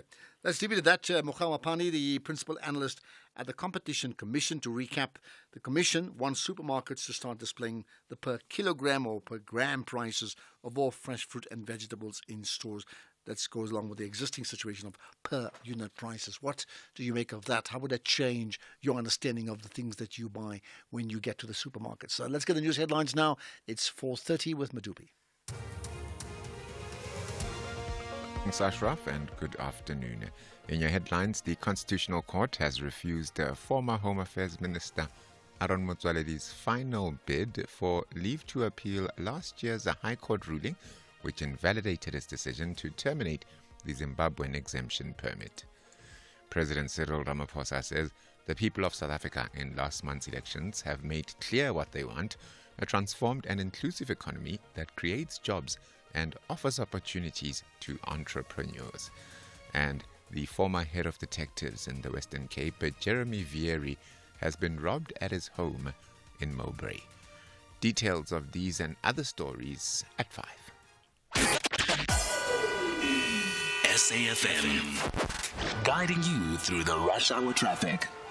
Good afternoon. Starting off in Gauteng, the presidential inauguration that took place this morning in Pretoria has had extensive road closures through Hatfield, Eastwood, Sunnyside and around the Union buildings, and they'll continue to be in place until 6 a.m. tomorrow morning, so continue to expect delays and diversions. The M1 southbound in central Johannesburg is slow moving. That's towards Crown Interchange. The N14 northbound in Pretoria has delays towards the R101 interchange. In KZN, the N3 eastbound is slow moving through Marion Hill Plaza. The N2 southbound is queuing towards Spaghetti Junction. And the N3 eastbound in Pietermaritzburg has a stationary truck reported just before Market Road. In Cape Town, the M5 southbound is slow moving towards Kromboom Road exit. The N2 Nelson Mandela Boulevard outbound is slow moving towards Hospital Bend. And the N7 Jakes Hadwell Drive southbound is slow moving towards Voortrekker Road. With your traffic update, I'm Irma G. This is SAFM Sports with Tuming Kapele. Right, there's a Euro 2024 on the go, but my eyes are on the Cricket World Cup. Let's get the story, Minister of Sport. I was going to say finance, but Minister of Sport, yeah. Well, USA won the toss and they elected to bat first against the Proteas as the Super 8 kicks off. There's one change to the South African side. Keshaf Maharaj in for O'Neill Batman, and the teams will play 3 matches each, with the top 2 sides in each group advancing to the semi-final of the tournament. In terms of South Africa, they're currently sitting on 1 for no loss. Quinton de Kock and Reza Hendricks at the crease. Then just keeping up to date with what is happening with the Proteas women, they currently sitting on 251 for 3 after 42 overs. They need 75 runs in 45 balls to win this one. It is the second ODI between themselves and India. India earlier on posted 325 for 3 in their 50 overs. Then in terms of football, Richards Bay are a step closer to winning back their spot in the DStv Premiership. They're battling it out with Baroka FC in the final match of the 2023-24 PSL promotion relegation playoffs at the King Goodwill Zwelithini Stadium this afternoon. Now, the Natal Rich Boys are currently leading 2-0 with goals from Somila and Sanele, and they're sitting at the top of the standings, having accumulated 5 points from 3 matches, but they are only ahead of second place University of Pretoria on goal difference. Meanwhile, Baroka are rooted at the bottom of the table. Then going on to the Euros, Germany coach Julian Nagelsmann says that he hopes his side will play more or less the same way that they did when they beat Scotland in their first game, and that is when they face Hungary tonight. Germany claimed a 5-1 win, the biggest victory in an opening game for Euros, but tonight they face a Hungary side of which their manager Marco Rossi says that Germany are the toughest team to play against right now, and kickoff for that match is at 6 p.m. and later on it's Scotland versus Switzerland, with that game coming through at 9 p.m. And I do know that there is another game that is currently going on, Croatia and Albania, and the score right there is 1-1, 77 minutes into the game. Then in rugby, Evan Roos says that he expects a physical battle against Wales at Twickenham on Saturday to kick off the 2024 international season, saying the Welsh have have a similar approach to the Springboks. Now, the Springboks wrapped up their preparations on home soil yesterday with their final training session in Pretoria, with a touring squad of 30 players named by coach Rassie Erasmus set to depart for London tonight. The players excluded from the travelling squad in turn will return home. Then in swimming, China will send 11 swimmers implicated in a major doping scandal to next month's Olympics after the country named its squad for the Games. 23 Chinese swimmers tested positive for a hot drug by the name of TMZ, which can also enhance performance ahead of the pandemic-delayed 2021 Tokyo Games. It emerged in April. They were not sanctioned, though, after the World Anti-Doping Agency accepted the argument of Chinese authorities that the positive tests were caused by food contamination. Now, several of those swimmers went on to win medals, including gold in Tokyo months later. So I don't know how fair that is, but anyway, they're going to be competing at the Olympics. With that said, it is a wrap from my side for now. I'll have more in the next hour for SAFM Sport. I am Dumin Kapel. I mean, it's very much eyes on when you got like live soccer and live cricket, that it moves away from like, doing a bulletin of news analysis, isn't it? Just changes. You need like 5 TV sets here in this place. Literally. Hint, just saying. More from Tumi in an hour's time. Economic news on SAFM. Facts and figures you can count on.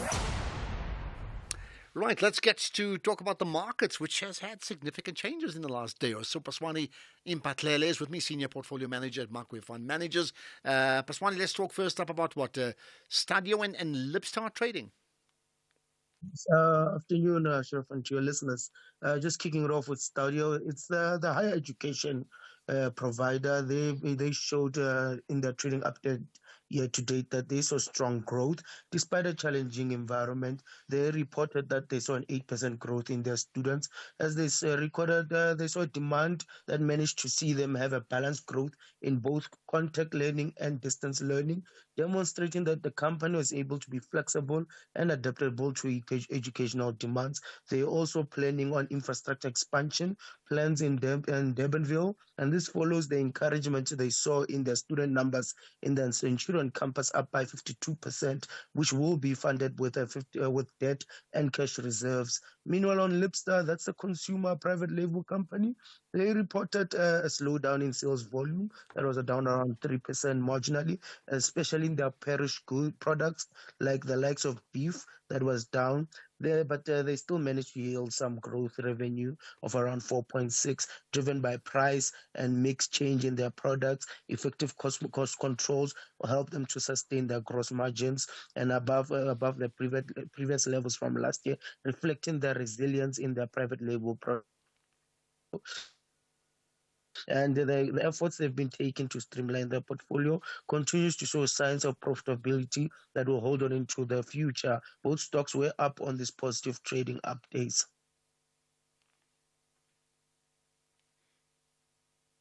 Do we have you there? We may have just lost. Yes. No. Yes. Okay, I think we've just lost you. Okay, let's talk about global and local markets then. No, Ashraf, when we look into the markets, South African inflation steadied in May at the low of around 4-month low of 5.2%, but it remained above the South African Reserve Bank 4.5 target, but higher than and this is at the back of higher rates in transportation through fuel, alcohol, beverages, tobacco that were priced higher, but other goods were more or less steady. But however, when we look at it from a monetary point stance, this is just indicating that monetary policy will remain very neutral. Meanwhile, our retail sales that drive the major economic activity in South Africa reduced in pace, increasing by 0.6 from 2.3 we saw in the previous month, just continue to reflect that consumer spending is under pressure under these current micro conditions. And when we just look at the general market sentiment, it remains positive because we saw investors buying more risk assets, extending the gains we saw for the last 3 days, as all major currencies were on the upside. However, with some negativity came through when the the likes of oil that continues to push above that trend line of $83, sitting around 85, and this has shown concern because we saw bond deals also that indicate towards inflation concerns remaining above that trend line of 4.7 and signaling higher for longer. When we just look at the general market performances, with the US closed, we see Europe was trading up 0.1 as they favored the inflation target of 2% they have reached in their recent inflation print today. The DAX was down 0.2, the CAC was down 0.5, JSE was up 0.9 with our resource sector up 1.4, industrials was up 0.8 and financials up 0.6. Gold prices was relatively flat at $2,328 an ounce. Platinum was up 0.6 at 984. Meanwhile, the rand was relatively stronger. We saw the rand managing to break through that 18 rand level to 17.99 against the dollar. Euros at 19.33 and against the pound 22.89. Okay, that's where we're going to leave it. Paswani, we'll chat tomorrow, I'm sure of that, right? Paswani Impatlele, the Senior Portfolio Manager at Markwave Fund Managers. Another market update coming up just after the 5:30 news, right? Okay, we're going to chat about indigenous languages coming up shortly and just the importance of all of that. But in the meantime, let's get some calls. Let's get some comments. People, by the way, tweet out your thoughts. For those who don't really want to talk, I'm not saying don't talk. I'd love to talk to you. But if you don't want to talk, probably the best way is text via WhatsApp. But also you can tweet out your thoughts on the issues of the day on the X platform, on SAFM Radio, and you can tag me, Ashraf Garda. Just share your comments. And right now, I think it's two things. One is, what do you make of the inauguration speech by President Ramaphosa? We'll get an update on that. And the second one is what's your cabinet like? So you get to choose 10 people, not 20 or 28. I don't know where it's going to go. Choose 10 people across the different parties that make up that, government of national unity or a multi-party democracy. Who would you put in Parliament or in Cabinet, and in which positions? I'd love to know. I'll get to your calls in a moment. Top Sport with Michael Abramson. Professor Christa Janse van der Rensburg from Pretoria University, who's the head of the section of sports medicine. So when you're traveling, effectively playing a match, traveling the next day, trying to get some practice in, and then playing another competitive match, how do you manage that as a sports person to be able to make sure you can deliver your best performance and you're not overly fatigued or you're not overly jet lagged? It's very important that if you can, you should try and preserve sleep. So whenever you travel by bus or by, plane, try and sleep, try and rest. Stay away from all these negative things that we have around, and make your environment comfortable for you so that when you step off that plane or bus, you're in a space where you can then tackle the opposition. Top Sport on SAFM. X at SAFM Radio and at Ashraf Garda. Okay, let's get your calls. I have my thoughts, I have my point. The big question to you as we reflect the national pulse and what is it that moves the national pulse today? Well, what's your point? Fred in KZN. Let's talk about the speech, Fred. Hi. Hey, Ashraf, how are you? Yeah, I'm good talking to you. Absolutely, I'm pretty well, thank you. Today is the good day. We are able to stand up and say we have got the president in the country. For me, I don't want to be negative, but instead to be positive, because this is the beginning of a new dawn, as we presume. Another new dawn. Wait, we've had the one new dawn already. So new dawn, new dawn. Yeah, okay. I would appreciate saying it's a new dawn, because the first dawn we didn't see as to what is it that it was reflected to be the dawn. But we presume it will be a new dawn. The speech that the president has made, it was good, although it is with questions here and there. But what I basically want to speak about it is the fact that he reflected on the creation of job opportunities and, prevention of crime and so forth. But it is moreover questionable with him saying creation of job opportunities, because in most instances what the president reflects, it is that to say the government does not create jobs. Instead, the government works with the private sector to create job opportunities. So it is one element, if really he is to use the same strategy saying government will not create jobs, but the private sector. I believe if really they can do away with tenders, especially in different departments, there will be creation of job opportunities. Like, for an example, if they can insource all the tenders, if they can go to hospitals and make sure that, the services like laundry services and so forth are insourced, there will be job opportunities. And this thing of EPWPs, they be treated as something that is permanent but on a better lifted salary. It can be job opportunities. So for him to come and say government does not create jobs, it's something that basically is questionable. You see this thing of SOEs. We have no trust as citizens of this country into the SOEs because we all have seen where the SOEs have went. So we so wish that the government must revamp systems that will reinstate trust to its citizens. Unless otherwise, if that cannot be made, then we will definitely not be able to have trust. But I agree about the trust part, yeah. Yeah, being the case, it's still premature. Let me just assume the dawn which was supposed to be made in the first phase, which is the sixth administration, will be the dawn to be made in this administration. We need to definitely be positive and support this administration for those of we who basically want this South Africa to go forward. But it definitely needs a lot of things to be done. And people must not work in silos. They must also consult communities. You see the worry part of the administration that we have, politicians that we have, they like doing things for people without consulting people. Okay. Fred, let's leave it at that. You've said lots of things. Let's reflect on that. I mean, I agree. I'm not sure about the new dawn. That didn't happen or whatever. But it's certainly the new tide now. And the tide is rising, as he says. And again, the president setting himself to a standard. So for me, I think the actual speech was very, very good. Right? There's nothing that I'd love to re-listen to it. Let's put it that way and reread it, right? But so he certainly spoke for South Africa, admitted lots of the faults and the problems that we experience in the country. But the proof really is in the delivery. So we do need a government of service delivery, absolutely, and it's urgent. And that can only be seen when practically it's played out. Otherwise, it'll just be a speech, isn't it? So we'll get to other calls. In fact, here's one before I get to some of the calls. I asked you for your wish list in terms of the cabinet. So my wish list for the cabinet comes, here's one, not mine, a caller or listener. Deputy President Steenhuisen, Minister of Police Gayton McKenzie, Home Affairs Kenny Kuneni. I can see where that's heading. Education, Mbuyiseni Ndlozi. And then the president says, I'm still dreaming. I don't have your name, but I got that. I'm still dreaming. Maybe we should play a song for you. I'm still dreaming. By the way, talking about dreaming, and I thought this is really, really cute, okay? I saw a tweet, but it's actually a video from, Mama Joy Chauke. You'd normally see her at a sports field supporting, the Springboks and Bafana and the cricketers. Why is she not at the Cricket World Cup? I don't know, by the way. Anyway, she's got there and she says, I'm at the Union Building and look who I met, the Deputy President Steenhuisen, thanking Mama Joy for representing South Africa and bringing the trophy back home, and also said, I'm going to the Olympics and not even Ronaldo Gous. Remember, him will stop me going to the Olympic Games. There we are.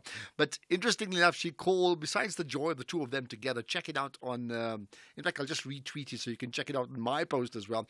And I've done just that. But she calls him the Deputy President. So she's got the inside track on what may happen soon. You can imagine that John Steenhuisen, Deputy President. Magdalene in Bloemfontein, go ahead. Hello. Afternoon, Ashra and the listener. Good afternoon. Thanks for calling in. Right. Ashra, the thing is that President Ramaphosa, even previously, he listened to the South Africans. He listened to the concerns, because previously when he started to become a president, he wanted to come with integrity, a president with integrity. He came with the point of saying, Tomanina. And that time, we were still having a query of corruption within the state. And then he tried to fight this corruption through state capture. But he was held up by a prison style, whereby if you come up with a new something new which will bring a light or a direction, they stop you. So he was caught with this thing of Palapala.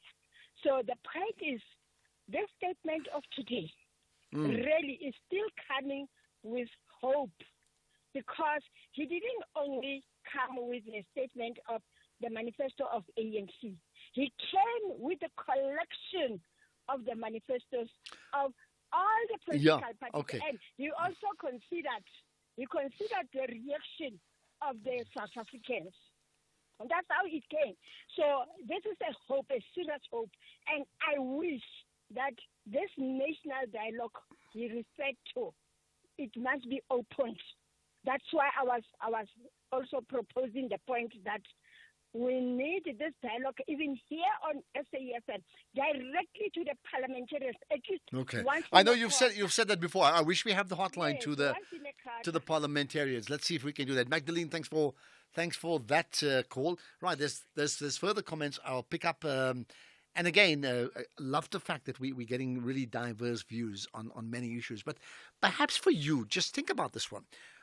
I'm not saying you mustn't talk about it. You can talk about NGU. You can talk about collective government, coalition and all that. But for you, what's the one big question that's come out of the election that hasn't been asked as yet? Like one really good thinking question for all of us that we have not asked before. If you've got that, I want to know. The Trilidor Ultimate Big Blue Sale is now on. Get amazing discounts on the best security South Africans trust. With over 50 franchises across the country, you can always find a security expert near you. So call 0861 Trilidor or visit trilidor.co.za today. Terms and conditions apply. Now you can get private banking levels of service from Auto & General. They've just launched their private advisory service, and if you have more than a car to insure and your combined cover is valued at more than 1 million rand, you qualify. To celebrate, they're giving you the chance to win in the Auto & General Combine and Qualify competition. Visit safm.co.za, complete the entry form, and we could be calling you live on air. You'll be presented with various scenarios of insurable items. If you combine the correct two that meet the qualifying criteria for a private advisor, you'll win 5,000 rand. Plus, if you get an obligation-free insurance quote from Auto & General, you'll get an extra 1,000 rand. Visit safm.co.za and enter now. Auto & General is a licensed non-life insurer and FSP. T's and C's online. Set in a gleaming new high-tech trauma center that deals with only the most serious cases, an emergency medical team must battle through the crucial first hour of care to save lives that hang in the balance. Each distinctive case is told with a thrilling intensity and nail-biting urgency as the team work on the very edge of the medically possible. This is a medical drama like no other.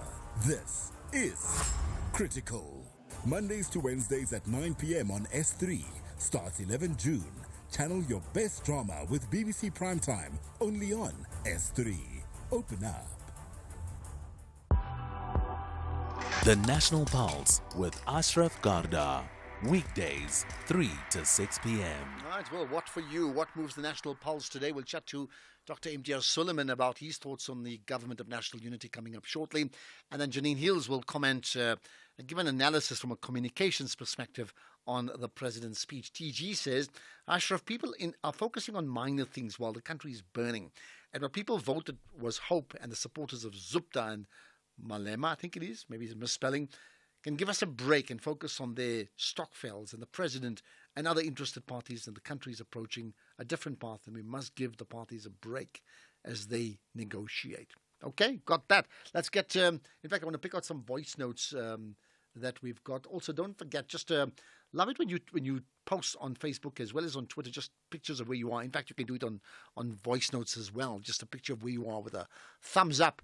We're considering where we are in the world, in our country right now. 0614 104 107. Tell me what you do as well when you send that, right? Okay, here's another one about the minister's speech. More good afternoon, Ashraf. Mona in Cape Town. Ashraf, I wish, like, I don't know all those MPs who are there, but I just wish the Minister of Home Affairs can go to Gayton McKenzie. Minister of Police can go to Ian Cameron. Minister of Finance can be anyone from the DA. That will stop corruption. But I trust this guy, Ramaphosa, will pick someone who will fight corruption. Thank you so much.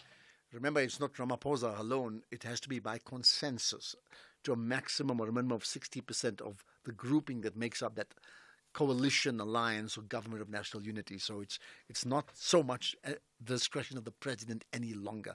That is what we have in this country right now. Okay, Patricia DeLille, remember her? Ashraf, good afternoon, man. Flores here again from the Western Cape. I hear you speaking there to Brett Herron. I think the only reason Patricia wants to join the government of national unity is just so that she can be in favor to put up her hand again for a ministry position. That's the only reason. Patricia DeLille is a political grasshopper. That woman, I think, is the only politician who has been around, I think, 4 to 5 parties. So yeah, that's the only reason. She's just greedy. Have a good show. Bye-bye. Political grasshopper. I never heard that one before, but I can tell you one thing. Patricia DeLille of the PAC. Now, that was an impressive politician. Let me just leave it at that. Patricia DeLille of the PAC was an impressive politician. Here's another on the workings of government. Good day, SAFM. Now, I hear Mr. President saying that we people, we the voters, told them or we give them the message that we want them to work as a unit. We never said that. Nobody wanted this thing. People just did not want ANC to rule. And because the political parties are too much, a lot of political parties, then no one got 51%. But no one said we want unity or a government of unity. We never said that. Okay, I hear you, but you see, here's the reality. Yes, you didn't vote to say we want government of national unity. But here's the point that I think is coming through, and it comes through indirectly. No, the people who voted, none of us voted for a party to get 50+1. If they did, we would have had one party in power. Probably would have been the ANC, but none of us voted for that party, not one, right? What we did vote for all the different parties, including the ANC and all the other new parties and smaller parties, the one message we sent was we don't trust one party to run the country on its own. That I think is a statistical fact, right? Now, the next point is once you don't trust one party to run the country on its own, right? It's like basically saying you have to drive from, Joburg to Mthatha, and you say, well, I'm not going to go with one driver. We need 3 drivers to change driving because of the distance. So you don't trust one driver on their own. Once that happened, the parties constitutionally had to find a way to work together to get to 50+1. If they didn't, you don't have a government. And if you don't have a government, you'd have to have another election in 90 days' time, max, which means that the entire country is in a limbo situation. That doesn't help anybody. It certainly does not help South Africa. So that was maybe an indirect message that you and I and everybody else who voted put out there by not giving one party a chance to be the only party. Here's another comment on the GNU. Afternoon, Ashraf. Let's give them a chance. Let's give it this so-called government of national unity a chance. Let's see for the next 2 years what's happened. This is Morara Melarita Flokop Limpopo. Okay, let's give them a chance. And here's another comment about the speech. Afternoon, Ashraf. That was a very powerful, frank speech by the president, hitting the right spot regarding jobs, the economy, inequality, safety, unity, etc. He also reiterated the government's commitment to a foreign policy based on human rights and equality for all. So please, let's now give them the space that they need to get on with their jobs and deliver the better life for all South Africans that the president promised us. Thanks, Farai. Let's give them the speech from Farai. Well, the space, rather. Here's another one. Afternoon, Avran. The same speech since the so-called the new dawn. Even today, it's a new dawn, but with different tune. Oh, God. You're making me laugh. I promise you he said new tide or the rising tide, not the new dawn. But actually, I get what you say. Well, listen, it sounded good.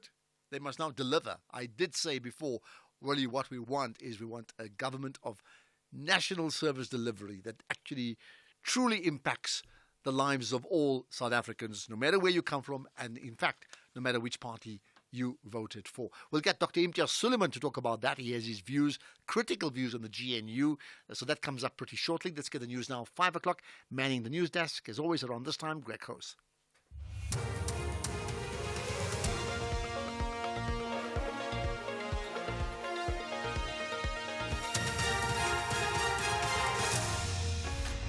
Thank you, Ashraf, and good afternoon to you. In this news update, Concord refuses Minister's appeal application and top cop robbed in Cape Town. Good day to you. The Constitutional Court has refused a final bid by the former Home Affairs Minister Aaron Motsoaledi for leave to appeal a 2023 ruling by the High Court in Pretoria, which invalidated his decision to terminate the Zimbabwe exemption permit. The Apex Court said the application should be dismissed as it bears no reasonable prospect of success. This stems from the High Court's initial refusal of leave to appeal. The Supreme Court of Appeal then followed with its order, which dismissed with costs the Minister's application for special leave to appeal. This final order from the court affirms the binding legal duties a minister holds when deciding the future of the Zimbabwe exemption permit, which includes the obligation to follow a fair consultation process. President Cyril Ramaphosa says the people of South Africa in last month's elections have made it clear what they want, a transformed and inclusive economy that creates jobs and offers opportunities to entrepreneurs. He was speaking during his inauguration speech ceremony at the Union Buildings in Pretoria. Above all, the people of South Africa have stressed that they are impatient with political bickering and the endless blame game amongst politicians and political parties. They want us to put their needs and aspirations first, and they want us to work together for the sake of our country. Today I stand before you as your humble servant to say that we have heard you. The Rise Mzansi leader Songeza Zibi has expressed hope that Ramaphosa's second term in office will be better than his first. He attended the presidential inauguration today. His party managed to garner 2 seats in the National Assembly and is amenable to joining a government of national unity. The first term of the president was a disappointment for many people, and I think that is expressed in the electoral results that we saw, where the ANC got just above 40%. And I hope not just for the president, but for ourselves, actually, as a country, that things are much better, that we get a better performing economy, we reduce unemployment, we reduce crime, we begin to solve all the problems. Because once an election is over, it is very important for leaders right across the country, across sectors, to work together so that the country can become better. Former head of police detectives in the Western Cape, Jeremy Vieira, has been robbed at his home in Mowbray. Police spokesperson Malcolm Boyke says robbers pretended to be police officers when they knocked at his door. He says he asked for their identification, but a suspect attempted to break a window with a crowbar before Vieira opened the door. Boyke says the suspects later fled the house with electronic devices, which included an iPhone, a laptop, an iPad and cash. There were no injuries reported, and the suspects are still at large. Finally, the Philippines has accused the Chinese Coast Guard of being armed with swords, spears and knives during an incident in the contested waters of the South China Sea. Chinese personnel also boarded the Philippines vessels and confiscated weapons. In their statements, the Chinese Coast Guard says the Philippines was entirely responsible for the incident as troops ignored China's repeated warnings and dangerously approached a Chinese vessel in normal navigation in an unprofessional manner, resulting in a collision. The top story, the Concord has refused a final bid by the former Home Affairs Minister Aaron Motsoaledi for leave to appeal a 2023 ruling by the High Court, which invalidated his decision to terminate the Zimbabwe exemption permit. That's SAFM News. I'm Greg Close. Coming up in your sports, the Sao Richards Bay to remain in DStv Premiership after a 4-0 win over Baraka FC. Woods given special exemption into PGA Tour signature events, and the Proteas sitting on 69 for 1 after 7 overs. More details at 5:30. SAFM, guiding you through the rush hour traffic. Good afternoon. Starting off in Gauteng, the R21 northbound in Kempton Park, an earlier crash reported just before the R25 Babsfontein Road exit has been cleared, but traffic is still slow moving. Pretoria Avenue in Sandton is closed between Catherine Street and Rivonia Road due to work being done by Johannesburg Water. In Pretoria, Hamilton Street southbound has delays towards Pretoria Street due to the inauguration event at the Union Buildings, and Pretoria Street has delays through the Arcadia area due to the inauguration event at the Union Buildings. In KZN, the N2 southbound is queuing towards Spaghetti Junction, the N3 westbound is queuing towards the M13 Paradise Valley interchange, and the M13 eastbound in Pinetown has roadworks reported with traffic restrictions at the N3 Paradise Valley interchange. In Cape Town, the N1 outbound is slow moving towards Okavango Road exit. The M3 southbound is slow moving towards Rhodes Drive. Viking Way eastbound in Epping is slow moving. That's towards the N7 Jakes Havel Drive. And Liesbeek Parkway outbound in Observatory is slow moving at Station Road. With your traffic update, I'm Irma G. The National Pulse with Ashraf Garda on SAFM. You're listening to the National Pulse, weekdays 3 to 6 p.m. Right, lots more to come as we reflect the national mood today, the national mood, the national pulse. What drives, what moves the pulse rate? What's your pulse rate like today? In fact, and you have your own thoughts on that. For some people, it's like high, but like good high, and others maybe not the case at all. Still asking the question: who should be in the cabinet, according to you? Don't get too academic about it. It's not meant to be academic, right? Just give me your thoughts. Just remember, it will have to reflect that grouping of parties that makes up the government of national unity, as they call themselves. And I say that deliberately or intentionally so, because we'll be chatting to Dr. Imtiaz Sooliman coming up pretty shortly. Now, I know many people wanted to talk, and I will try and get in as many calls as I can ASAP, absolutely. And thank you for the many voice notes that we're getting on a range of issues, including just one line for you to describe President Ramaphosa's speech, just that his inauguration speech. Just what do you make of it? Just in one line, okay? I'll chat to Janine Hills about that in terms of her thoughts as a communications expert coming up pretty shortly. But let's get another take on. I understand we're spending a lot of time on what is this grouping being called. Is it the government of national unity? Is it a multi-party coalition? Is it something else? Does it actually really matter? Do you genuinely care? Well, certainly Dr. Imtiaz Sooliman, the founder of Gift of the Givers, does care about it, and he believes that the incoming administration, they've made a mistake by referring to the incoming government as a government of national unity. He says, in fact, that it's a government of selective unity, and he believes that invitation needed to be extended to other parties, namely either EFF, the MK Party, and COPE, to come into the agreement. So it's pretty complex, but let's get more from Dr. Imtiaz Sooliman himself. Imtiaz, appreciate your time. You're live on the National Pulse. Yeah, yes, the president gave a very good speech. He spoke about the voters had identified the problems of the government. They were not happy. They have spoken. He said all the right things. He said all the things that have got to be fixed. Mm-hmm. He spoke about Africa. He spoke about South Africa. All very positive things. The part I have a problem with is the part that he said he wants to work with all parties.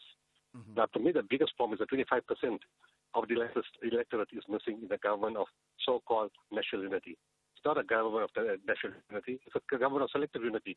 You left out EFF for 10%, and you left out MK for 14.5%. It presents 25% of the electorate, and to me that doesn't make any sense. The other problem I have with that is that you guys are all friends in the past. EFF, COPE, MK, ANC, we are one family, one brotherhood, all parts of the liberation movement. You went through hardship and difficult together. Why are you isolating each other?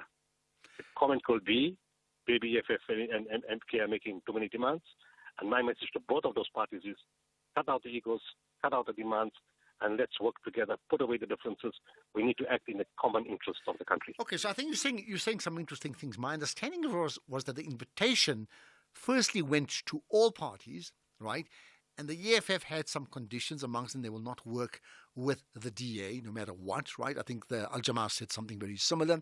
And the MK said they won't even talk unless Ramaphosa is not the president of the ANC. So that effectively would rule them out. Imagine someone saying they'll talk to you, and as long as you don't represent the gift of the givers. I mean, that's just not going to happen. So the point I want to make is that in terms of the selective unity, is it a case of the ANC were selective in who they chose, or is it a case of the other parties who are not in this coalition, whatever we call it, chose not to be part of it?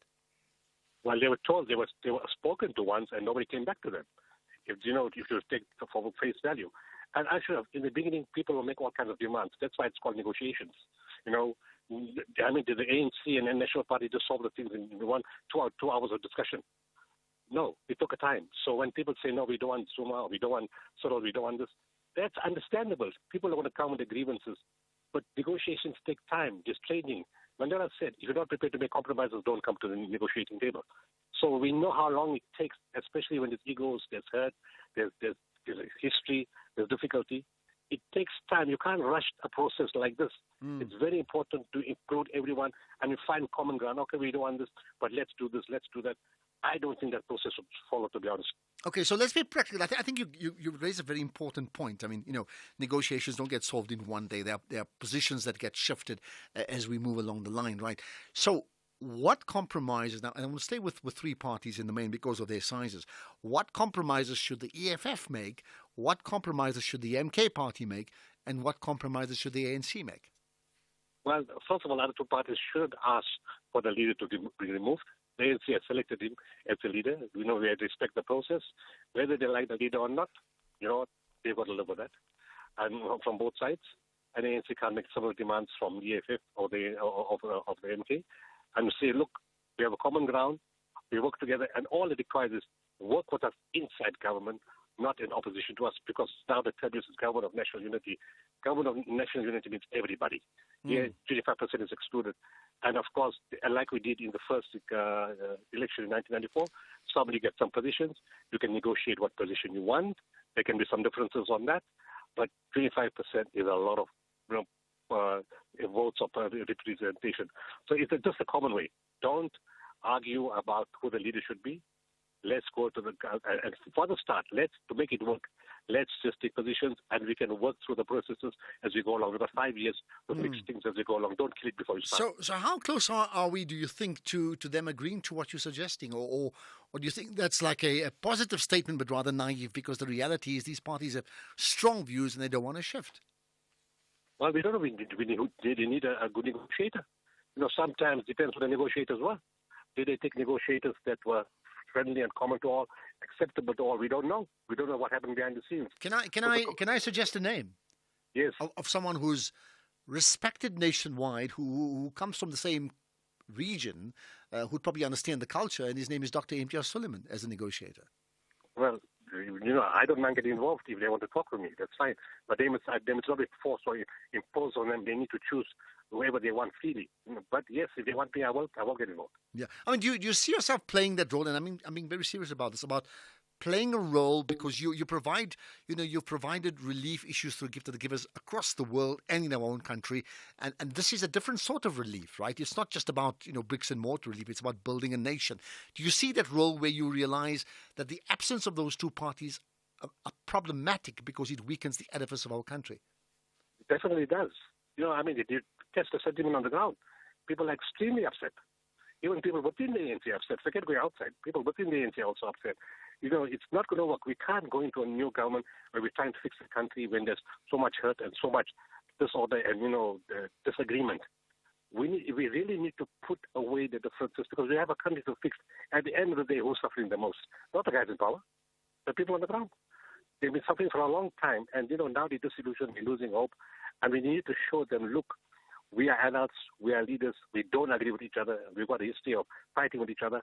But right now, because we are called leaders in inverted commas, we will act in the interest of you people, those you guys have put us here. Leaders are there not to serve themselves. They're there to serve their people. So whatever the differences, we've got experience in coalition municipalities, in local government. It works, it doesn't work. I mean, how far apart are the ANC and DA?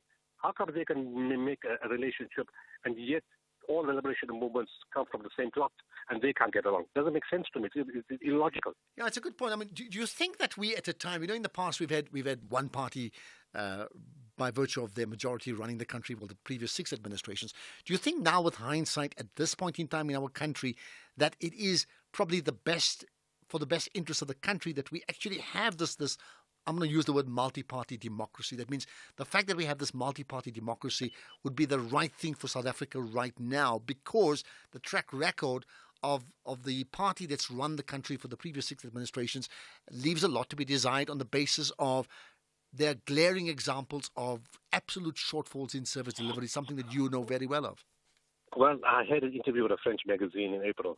And in that interview, I said the best thing to serve this country is a government of national unity. And then we coined a concept called the coalition for good. You see, sometimes you don't get the best, well, most of the times, you don't get the best people from one party. You fit people up to fill the seats up because you've got to fill the seats up. But you're not necessarily getting the best people.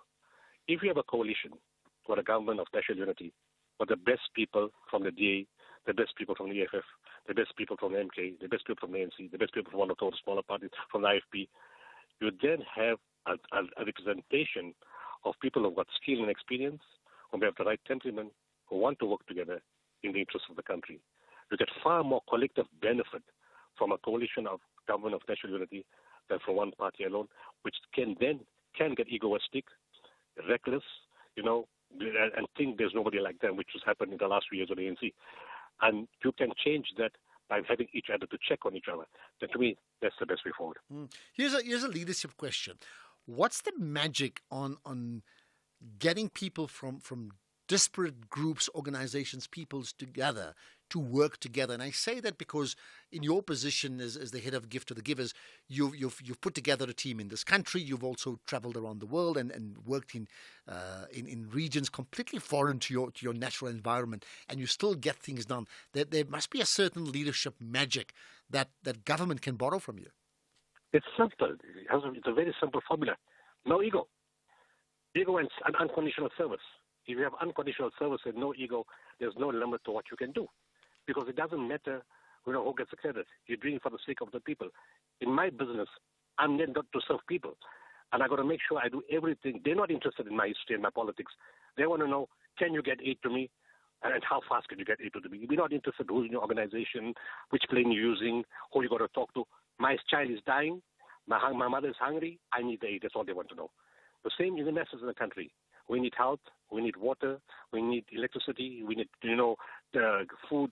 We need education. We need jobs. We need to fight crime. We need security. We need freedom of expression.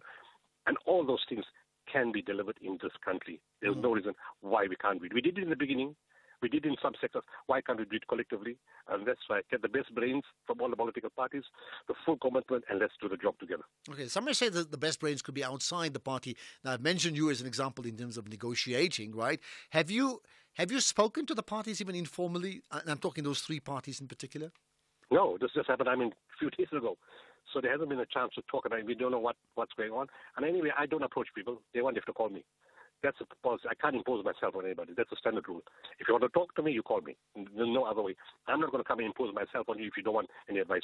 Okay. Just lastly, often there's been talk about Imtiaz Suleiman for president. I won't even ask that question again because it's been asked far too often, right? And I know your thoughts on that. However, in the interest of a government of national unity, if Dr. Imtiaz Suleiman is offered a position as a cabinet minister outside, because you can, I think, rope in maybe 2 people outside of government to be in a cabinet, would you take up that position? No. No? No, because it's not to do with being a president or a cabinet minister. It's to do with the teaching or the instruction of the spiritual teacher. In 1995, he told me clearly that you will not get involved in government, you will not work for government, you will always work with government. Until that instruction changes, I can't follow 90% of what he tells me, and he's about 10%. I follow 100% of his instruction. So right now, no government. Okay. Lastly, the biggest challenge facing the country right now, first day of business for Ramaphosa right now? They're not going to be able to take decisions the way it's sitting in the moment. Everything is a consensus. By consensus, everything has failed in this country. Nobody can make a decision. Nobody can act. They have all the right intentions, the right constitution, but they can't deliver. They can't release money. They can't get anything. There's a disaster. People are already 15 days without food. And now DA is going to say follow the West. ANC is going to say follow BRICS. One will say give social grants. The other one will say we can't become a welfare state. How the hell are you going to make a decision? But isn't that even more complicated if you bring in the EFF and MK too? No. But then you can have a voting system. Once you have a voting system, and if you take that, a majority of the parties come from the liberation struggle. They have 90% in common. Okay, got that. Lots to consider. Dr. Imtiaz Suleiman, Gift of the Givers founder, but certainly putting his hand up to say if you want me to assist in the negotiations to bring the EFF and the MK party on board in a government of national unity, a true government of national unity, well, I'm your man. If you ask me, I'll say yes. That's not me talking. Imtiaz Suleiman saying that. We'll have a podcast of that conversation up ASAP. We'll talk to Janine Hills in a moment about that speech. You are listening to the National Pulse with Ashraf Garda. Right, let's get another. In fact, I know many people want to comment on, and they have commented about Dr. Imtiaz Suleiman. I'll read some of those issues as well. In fact, here's one. I think Dr. Suleiman should be invited in this GNU as an advisor to government because his organization gets things done all the time. In fact, that's probably what I said. Don't be part of government, but in terms of through government, be the advisor. Well, what do you think about the speech that was delivered? The actual nuts and bolts, not the political issues, just that from a communications and reputation advisor. We thought, let's get that expert on board. Janine Hills is from Reputation Management. Janine, appreciate your time. You're live on the National Pulse. Good afternoon, Ashraf. Thank you so much, and always a privilege to be on your show. Thank you. Absolutely. Well, we're giving you the hard work here of dissecting that speech. So, first of all, what's your overall thoughts as someone who understands communication in terms of, how it came across, in terms of the delivery, and then, of course, the content? Over the years, unfortunately, our president hasn't been the best speech maker. But I have to say, in the last 3 speeches, there's been a huge improvement. And I think it must be because, first of all, he has great people around him. There are very good people around him. There are excellent communicators, Vincent being one of them. And the other side of it, I think the speeches that are being written now are a lot more in touch with the people. And I think today there is a reality check, undoubtedly, in the current speech. Undoubtedly, the location in which the speech was delivered was magnificent. It made me a very, very proud South African, a proud African, and a privilege to be part of today. But there's some very poignant matters that need to be addressed, and he didn't shy away from it. As a leader, one has to lead, and this is the moment that the president, as a leader of the country, needs to lead. So when you say he needs to lead, what would be the communication pointers or the words that you'd be looking for that tells you actually he is leading? Well, the one thing is bringing people together. So, in life, in communications, we get taught we have 2 ears and we have 1 mouth. So one has to listen is a key trait of a great leader. And I think we have a leader that is starting to do that. I would like to give him the credit where credit is due. And now it's obviously got to be in the delivery. That's the crucial part. Now the talking has been done. So, can we do what is in the speech? And we have an incredible country ahead of us. So what you need to be able to do in communications is listen, hear the people, hear what anybody is saying, and then articulate that in a simplified format that everybody understands, believes in it, and also knows that it will be implemented. And that's the key to communications. So if today we can pull out salient points of delivery, and he pulls out 5 key messages for this entire period of his term, and they make sure they're implemented, I tell you, we have a phenomenal way forward as a country and as a continent. Perhaps I'll ask you this then. I mean, are there maybe 3, or if not 3, then 5, if you have, key messages or themes that came out of today's speech that you'd like to share? Well, I pulled out 3. I thought I didn't have much time, obviously, because, you're under pressure today as well. So I think the one point was right up front, Ashraf, was as a leader, we have, as a leader or as leaders, we have the sacred duty to unite the people of South Africa. That's not something I take lightly. To me, the words as a leader, to carry that responsibility, you need to be that leader. So you say you are. Now you need to deliver. The sacred duty, that is a huge responsibility and accountability that needs to be done to unite the people. And even, as Dr. Suleiman said before me, is the unity of this country is crucial. So that first line, that key message is the unity of the people. That's everybody living in this country, as we say today.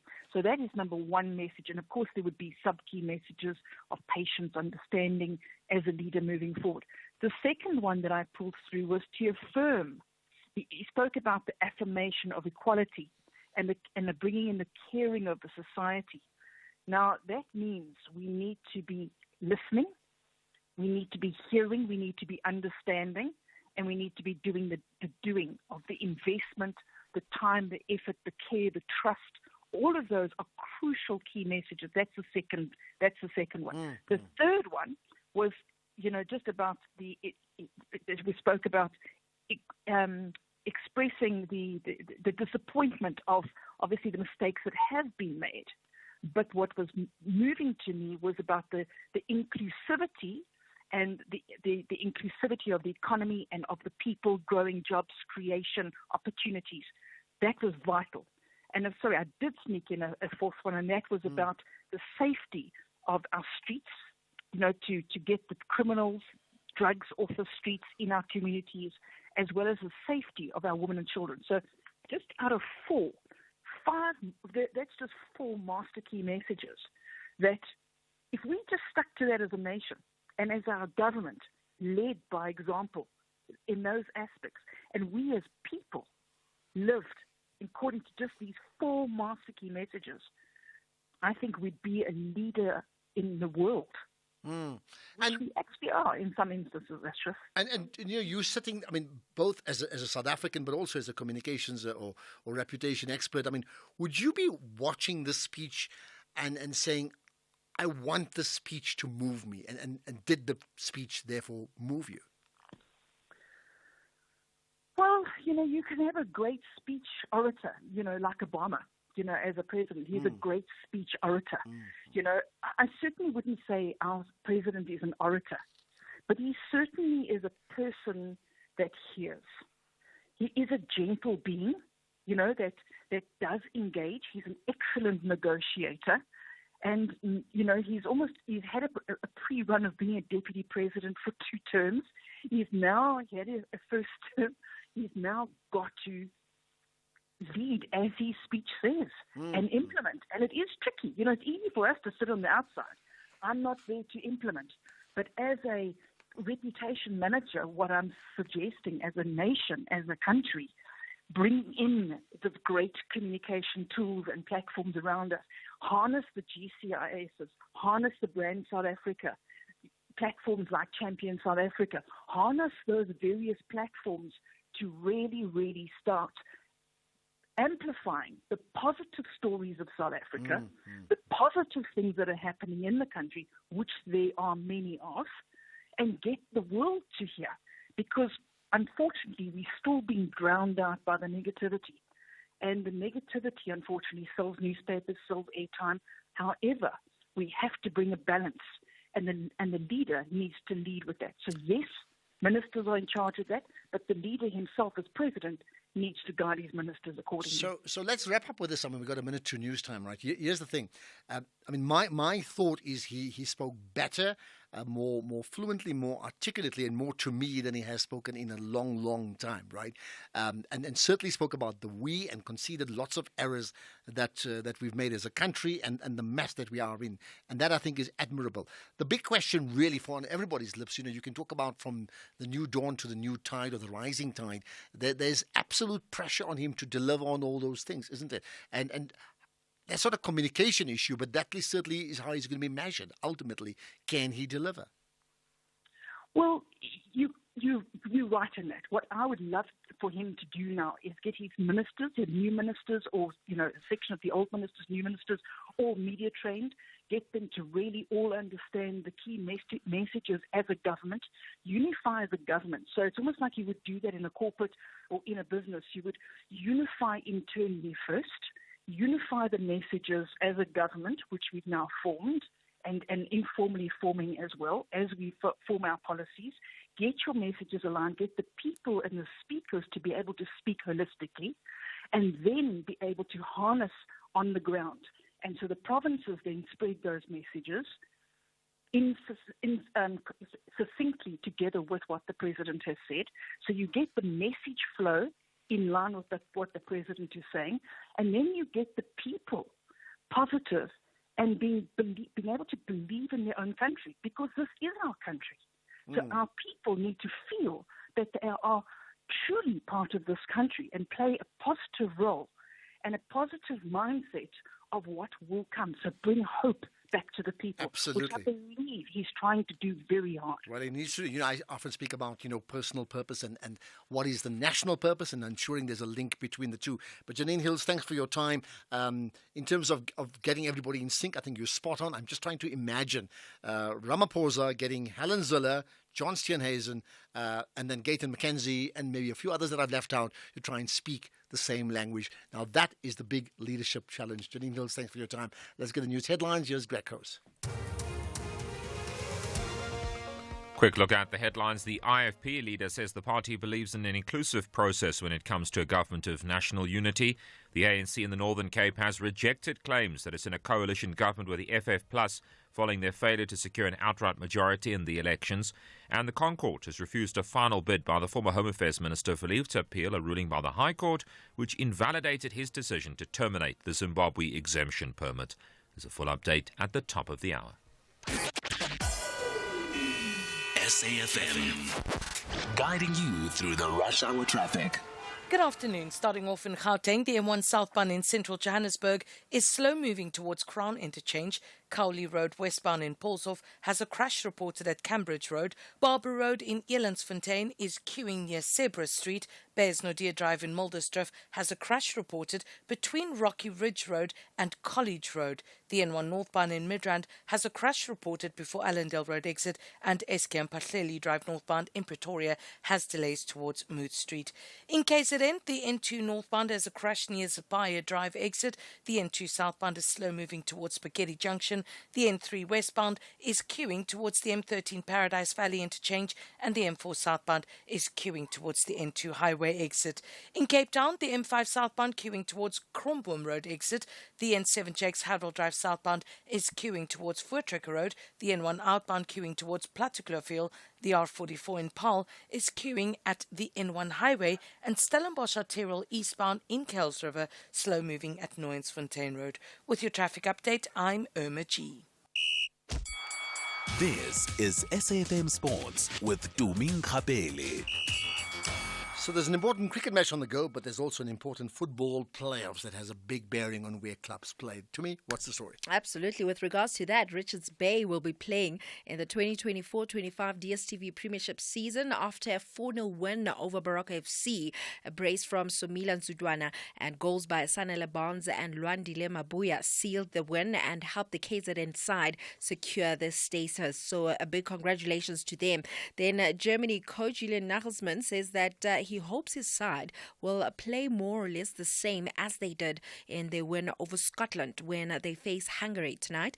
And Germany claimed a 5-1 win, which was the biggest win in an opening game of the Euros. Meanwhile, Hungary manager Marco Rossi says that Germany are the toughest team to play against right now, and they will definitely be hoping to give their best against such a strong side. Now, kickoff is now at 6 p.m. Earlier on, Croatia and Albania played to a 2-2 draw, and at 9 p.m. Scotland takes on Switzerland at 9 p.m. Then talking about cricket, keeping you up to date in terms of what is happening between the Proteas and India. South Africa currently sitting on 133 for 3 with Aiden Markram and Heinrich Klaassen at the crease. In terms of the wickets that fell, Quinton de Kock went out after 74 runs, Reza Hendricks out after 11 runs, and David Miller out for a duck.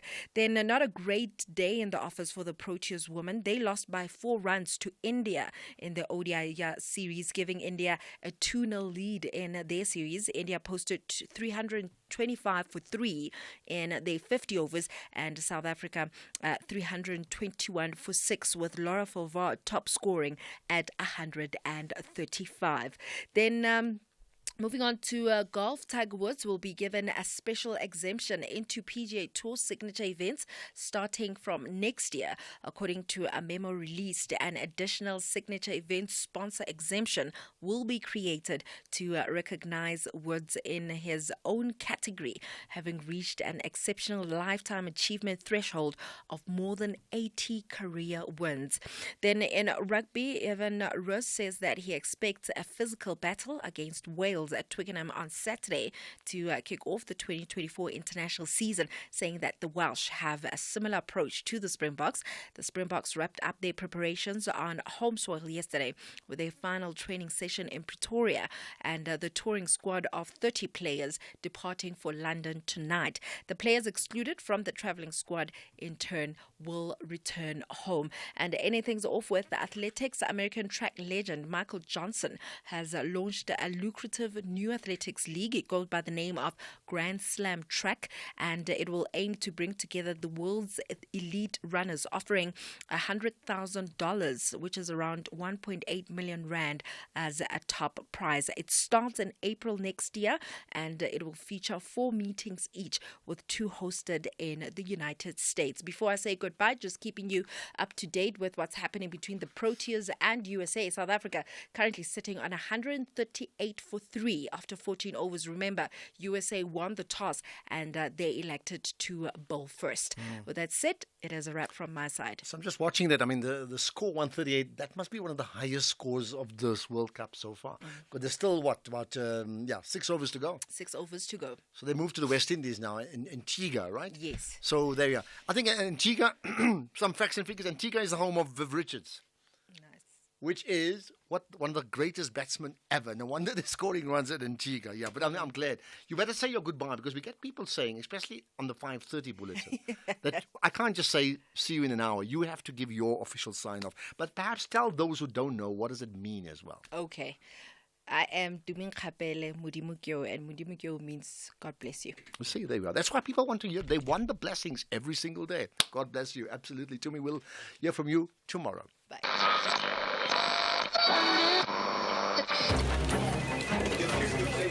Amidst misinformation and disinformation, where can we find reliable news? Turn to radio, your trusted source for truthful updates. For over 3 decades, we've upheld integrity as a signatory to the BCCSA Broadcasting Code of Conduct. Count on us for news you can trust. Say no to fake news. Radio, keeping it real since day one. A message from the National Association of Broadcasters. Tune in, trust, and stay informed. Economic news on SAFM. Facts and figures you can count on. Eyes on the markets, obviously, and things are changing in the country. Let's get to the latest with the MoneyWeb market update with Jimmy Moyaha. Jimmy, hi. Good afternoon, Ashraf. How are you? I'm pretty well indeed. So by the way, I heard your interview yesterday with the head of Telkom. Fascinating interview. I thought I'd just tell you that. Yeah. Thank you. You'd love to hear the conversations that we have coming up today. We're actually going to be doing some reflections on the Government of National Unity from various perspectives. So we're looking at some of the economic data points that came out today. I've got a conversation with Chief Economist and Head of Research at Rand Merchant Bank, Azaya Mhlanga, around the inflation numbers that came out, the overreactions that we've kind of been seeing in the market, or some companies or some institutions calling it overreactions. The likes of JP Morgan have now moved us from underweight to overweight almost overnight. We're seeing a lot of institutional reactions to what's been unfolding in the political landscape. So we're going to dissect that and try and make sense of whether or not this rally is short-lived, whether or not it's sustainable. I mean, the markets were up for a second straight day. This time around, resources coming to the party as well. So lots to dig into there. And we're going to dig into some of those points as well from the perspective of Sasfin Wealth's David Shapiro as well. He's got a wealth of knowledge. I mean, he's been with Sasfin for over 5 decades. So lots to look at from that perspective as well. And we're going to keep the wisdom going throughout the conversations today. We've got reflections from a Dr. Christo Visa, the one and only businessman in South Africa, and he's going to also give us his thoughts and his perspective around what this potentially means for the opportunity that lies before South Africa going forward to rebuild the economy, to rebuild businesses, to re-establish South Africa as that leading country on the continent. We're also going to take a look at some of the other data points that did come out from the construction side. Afrimat put out their construction index, and we're going to be looking at that with economist Dr. Roelof Botha. And then Wednesdays are our Executive Lounge segments, and in keeping with the theme of the rest of the show, our Executive Lounge guest today is seasoned industry professional as well, CEO of the Business Unity South Africa organization, that is Kaz Kuvadia. So we've got quite an in-depth conversation or show lined up with conversations from very, very seasoned and very well-rounded individuals. I think we're going to get a lot of insights around where business goes from here, how we rebuild and how we move forward, understanding that there's going to be a political conversation, and the political conversation is going to be ongoing even after appointments are made within cabinets and all of that. But there's also an economic conversation that markets have been having quietly on their own, and perhaps we can see how those conversations from an economic point of view can start to shape up. So we've got a lot to dig into on our show a little later on. But before we get to that, let me give you a quick summary of what has been moving the markets. As I said today, another green day on the JSE. The all share up 1.2%, top 40 up 1.3%. Resources leading the charge there, up 2%. Financials up 0.2%, with industrials up 1.2%. They will get into some of the moving counters there. Let's do that quickly. Let's have a look at that. ArcelorMittal in the green, Alexander Forbes in the green, about 8%. Renogen, Italtile, Alphaman, Raubex, Sun International in the green, 5% as well there. Transaction Capital in the green, Clientele in the green, the Lewis Group in the green as well. I think they reported numbers recently as well. So very few companies finishing in the red. Some of those companies that did have quite a negative day, the likes of Baldwin, down about 7% there. Interestingly enough, if we look at some of the performances from the other property companies and even the real estate investment trusts, they've been having a good time. So it'll be interesting to look into what's been happening with Baldwin and the likes of the stocks that had negative days. Truworths had a positive day yesterday. Today having a negative day, finishing down about 2.2%. Telkom down 1.6% after yesterday's results. They were up yesterday off the back of those results. So markets kind of up and down depending on which sector you're looking at, but overall finishing in the green, as I said. The Rand strengthening below 18 Rand for the first time this year. Today holding its ground, and I think at the moment we're about 17 Rand 97 against the dollar. I think at the we're getting analyst calls that we're also going to look into in our show a little later on, that the forecast for the Rand by the end of the year is 17.50. Some are calling as low as 17 Rand. So we're going to look into that and try and see what those calls are based on and how we get to that point from an economic point of view. The Rand against the pound, 22.87, very far away from that 23 Rand. 19.31 against the euro, not close to 20 Rand there as well. And below 12 Rand against the Australian dollar at 11 Rand 98. So very nice movements from the Rand and very nice strength being shown there by our local currency. If we look at some of the commodities movements, gold price $2,327 an ounce, down about 0.1% at this stage. Brent crude $85.50 a barrel, up about 0.1%. We are still anticipating that we could potentially see a petrol price cut come July, but we'll have to keep an eye on that and see how the Central Energy Fund forecasts those numbers. I think we've got early estimates at the moment that say we are getting a petrol cut. We don't really know to what degree, and more certainty will probably come next week around that. Platinum prices still below $1,000, as are palladium prices, but they are up both cases more than 1%. Silver prices up about just under 0.5%. If we look at international markets and how they've been moving, the markets in Asia were a bit of a mixed bag. Sydney down or finishing flat. Hong Kong up almost 3%. Mainland China down almost 0.5%, with the Tokyo Nikkei up about 0.25%. In European markets, they were also a bit of a mixed bag. Germany's DAX down 0.33%, the CAC 40 in France down 0.75%, while the FTSE in London up 0.1%. US markets, early trade for them, but they are in the green. Nasdaq kind of flat at the moment, but the S&P up a full 0.25%, and the Dow up 0.1% or so. So markets looking very positive at this stage, especially South African markets. Will take the second positive day in a row. I think we briefly broke all-time highs as well on the all-share today, touching above 80,000 points. We have closed above 80,000 points as well, and we did make new all-time highs on... We haven't yet made new all-time highs on the top 40, though. We'll be keeping an eye on that. But some of the stocks did continue to make all-time highs. I think I saw ShopRite at one stage was close to 300 Rand a share, having broken above the 260, 270 Rand sort of all-time highs it had previously made. So we've got quite a bit to dig into, and we've got quite a packed show, and we'll be back a little later on for that. But for now, Ashraf, back to you and the team. I tell you what, when you speak to Cas Kuvadia, ask him not about business, about his important role with Act Stop, right? Act Stop. And his role in ensuring that people who were thrown out of homes in the white city of Joburg were given homes, and how he mobilized against it. That's my memory of him as the activist a long time ago. Thanks for that, Jimmy.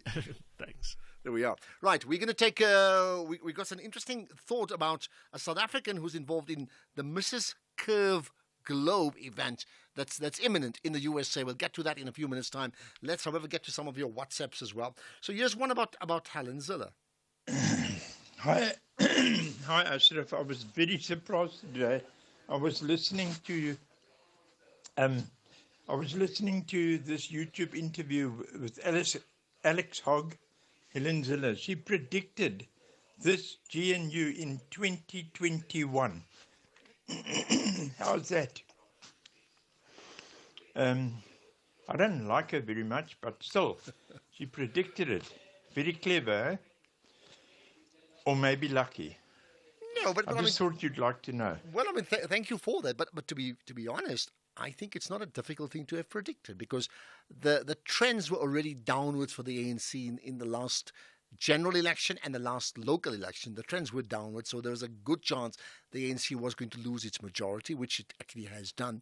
Then the question was like only one of two options. You know, it's either a coalition or a minority government formed, or a government of national unity. So I'm just thinking, if politics is your beat, as it is Helen Ziller's, it's not the most difficult thing to predict. The more important one is, could she have predicted the parties? For example, that the MK party would be in or out, they don't exist. If she did that, then I'd say she's very, very clever around that one there. Okay, let's get to some calls now. Uma in Pretoria, hi. Hi, good evening, Ashraf. Good evening.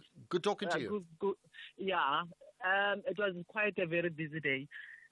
Coming to who I want to see in cabinet, I'm not going to give you a long list. I wish the president can still keep Minister Naledi Pandor in the same portfolio. I know she's not on the ANC list, but I'm sure he can still use that provision that allows him to still bring in 2, if not 3 people who are outside of the list. And then secondly, the question that has not been filtered, as you asked, I wonder how does it make Deputy President Mashatile, when people are already, pronouncing who they think the Deputy President, as in like your John Steenhuisen, to be the next Deputy President.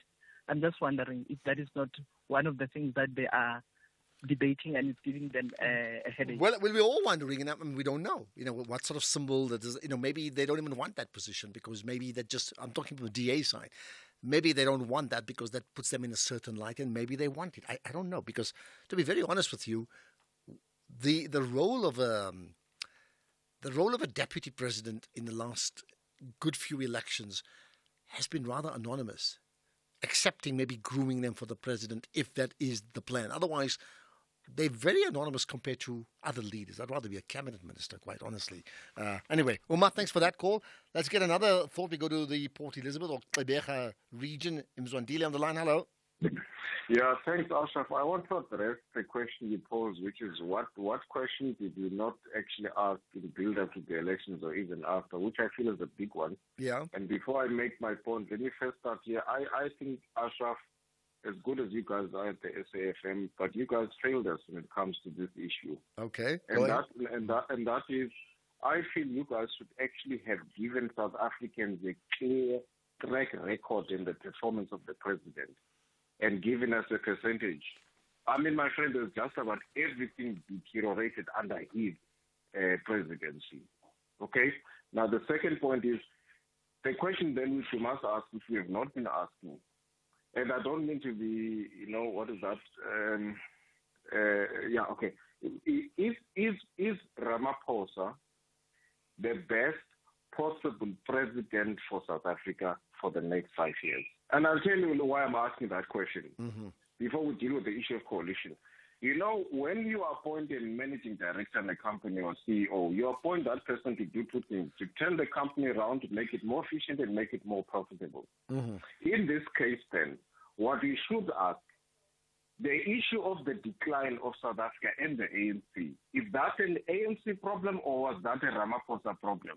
And also, if we are saying that by having new cabinet ministers who are likely to come from the opposition, that would actually end up leading to South Africa performing, then that would take us back to that scientific leadership question, and that is it dependent on the cabinet or is it dependent on the leader at the helm? Because, Ashraf, nothing has been stopping President Ramaphosa from getting the best possible people to file particular cabinet ministries. If we felt that there were people better than what the ANC provided. Hence, I'm saying we must first ask that question.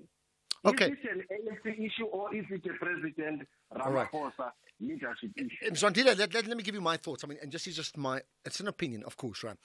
I think it's a bit of both. I think the problem is a president becomes a president. Now, we're talking of the ANC president, right? A president becomes the president of the ANC, and then the government, if they win if they're the dominant party in election, as we've seen even now, right? On the virtue of the basis of support at branch level, and then as you move higher up, there's got to be, huge support for that person to get to the top. So he owes them that.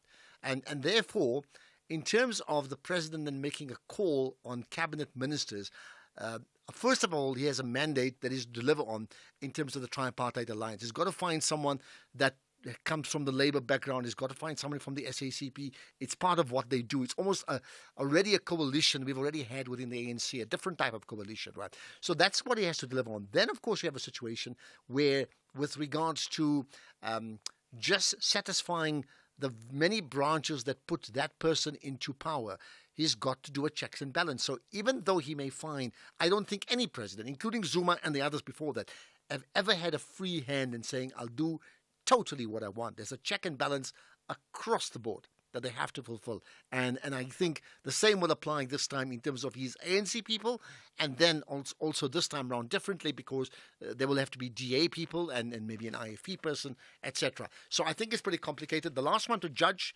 that point that you said, is it the president or is it the cabinet in terms of judging performance? I think it's got to be both, again, or the party. I think the president can only do so much. The party can only do so much. The question is, could the president do more? Yes, he could, but then he's also under pressure of not kicking out certain people, not pressure to kick them out, pressure not to kick them out because of the mandate that I spoke about earlier on. That's really the reality, which is very different. For example, it's almost like buying a footballer for 70, 80 million pounds or something like that in Europe, and then you don't play the player. You have to deliver to that, if that makes any sense to you. So, Mzwandile, thanks for that, right? We're going to move on to other issues now. In fact, let's see if we can talk to the person right away. We've got Lucia Semelane Ochan on the line who's a social entrepreneur, part of the Brand SA's Play Your Part ambassador as well, and very importantly from a South African perspective, the Mrs.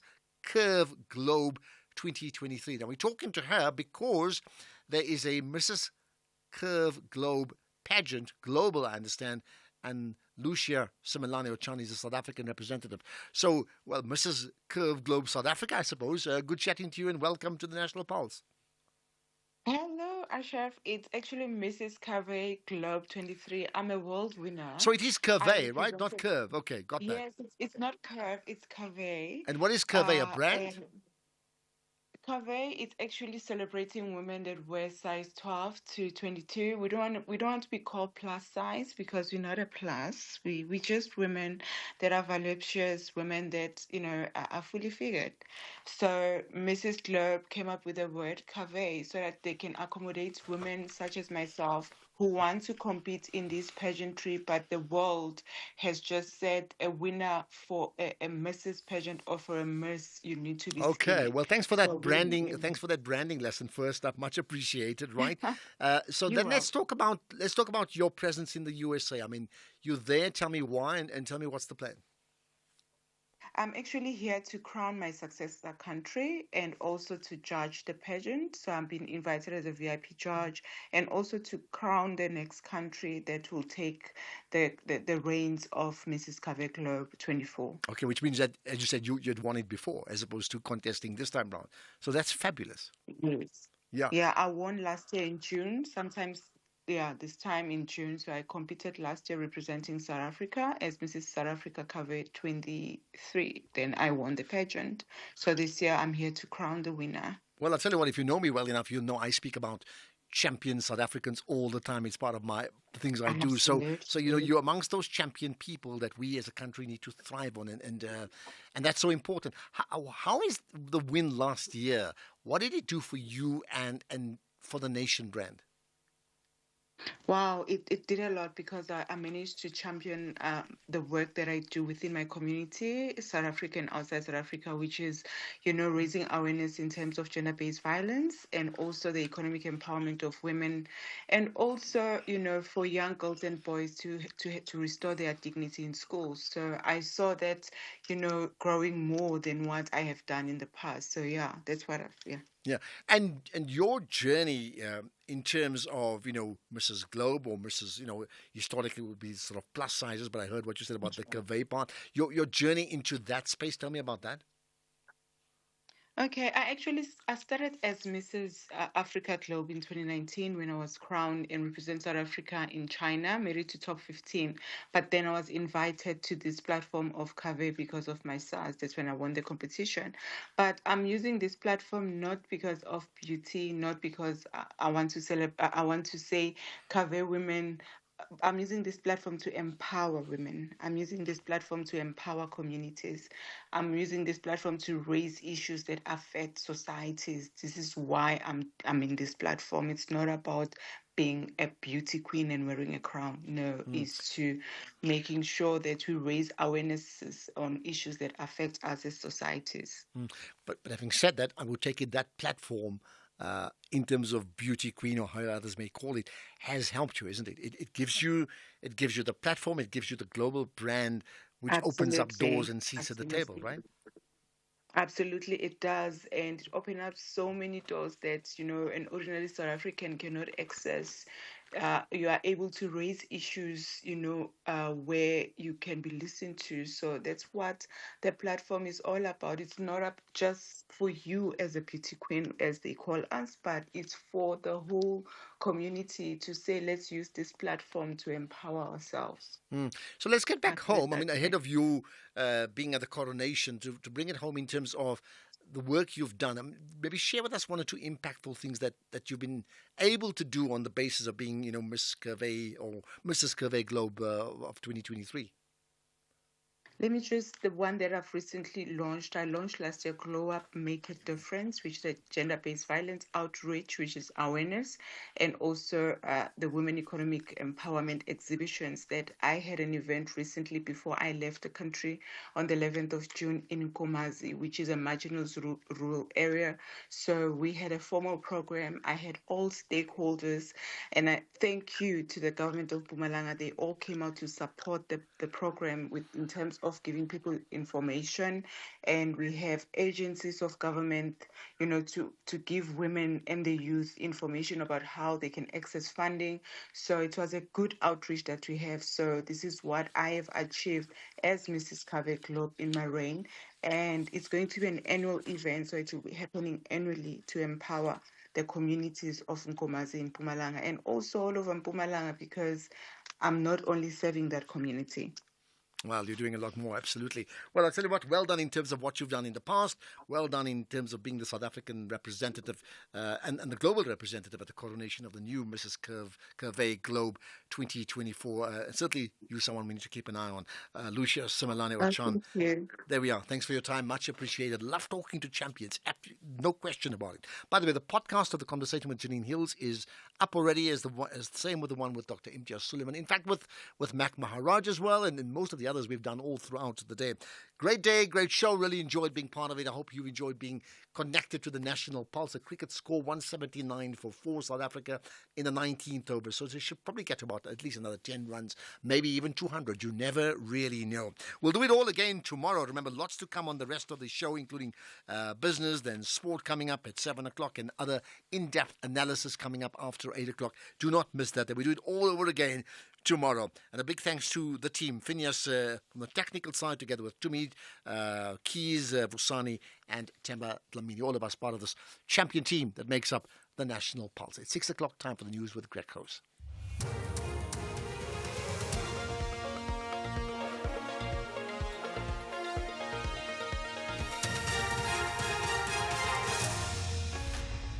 Thank you again, Ashraf. IFP speaks on the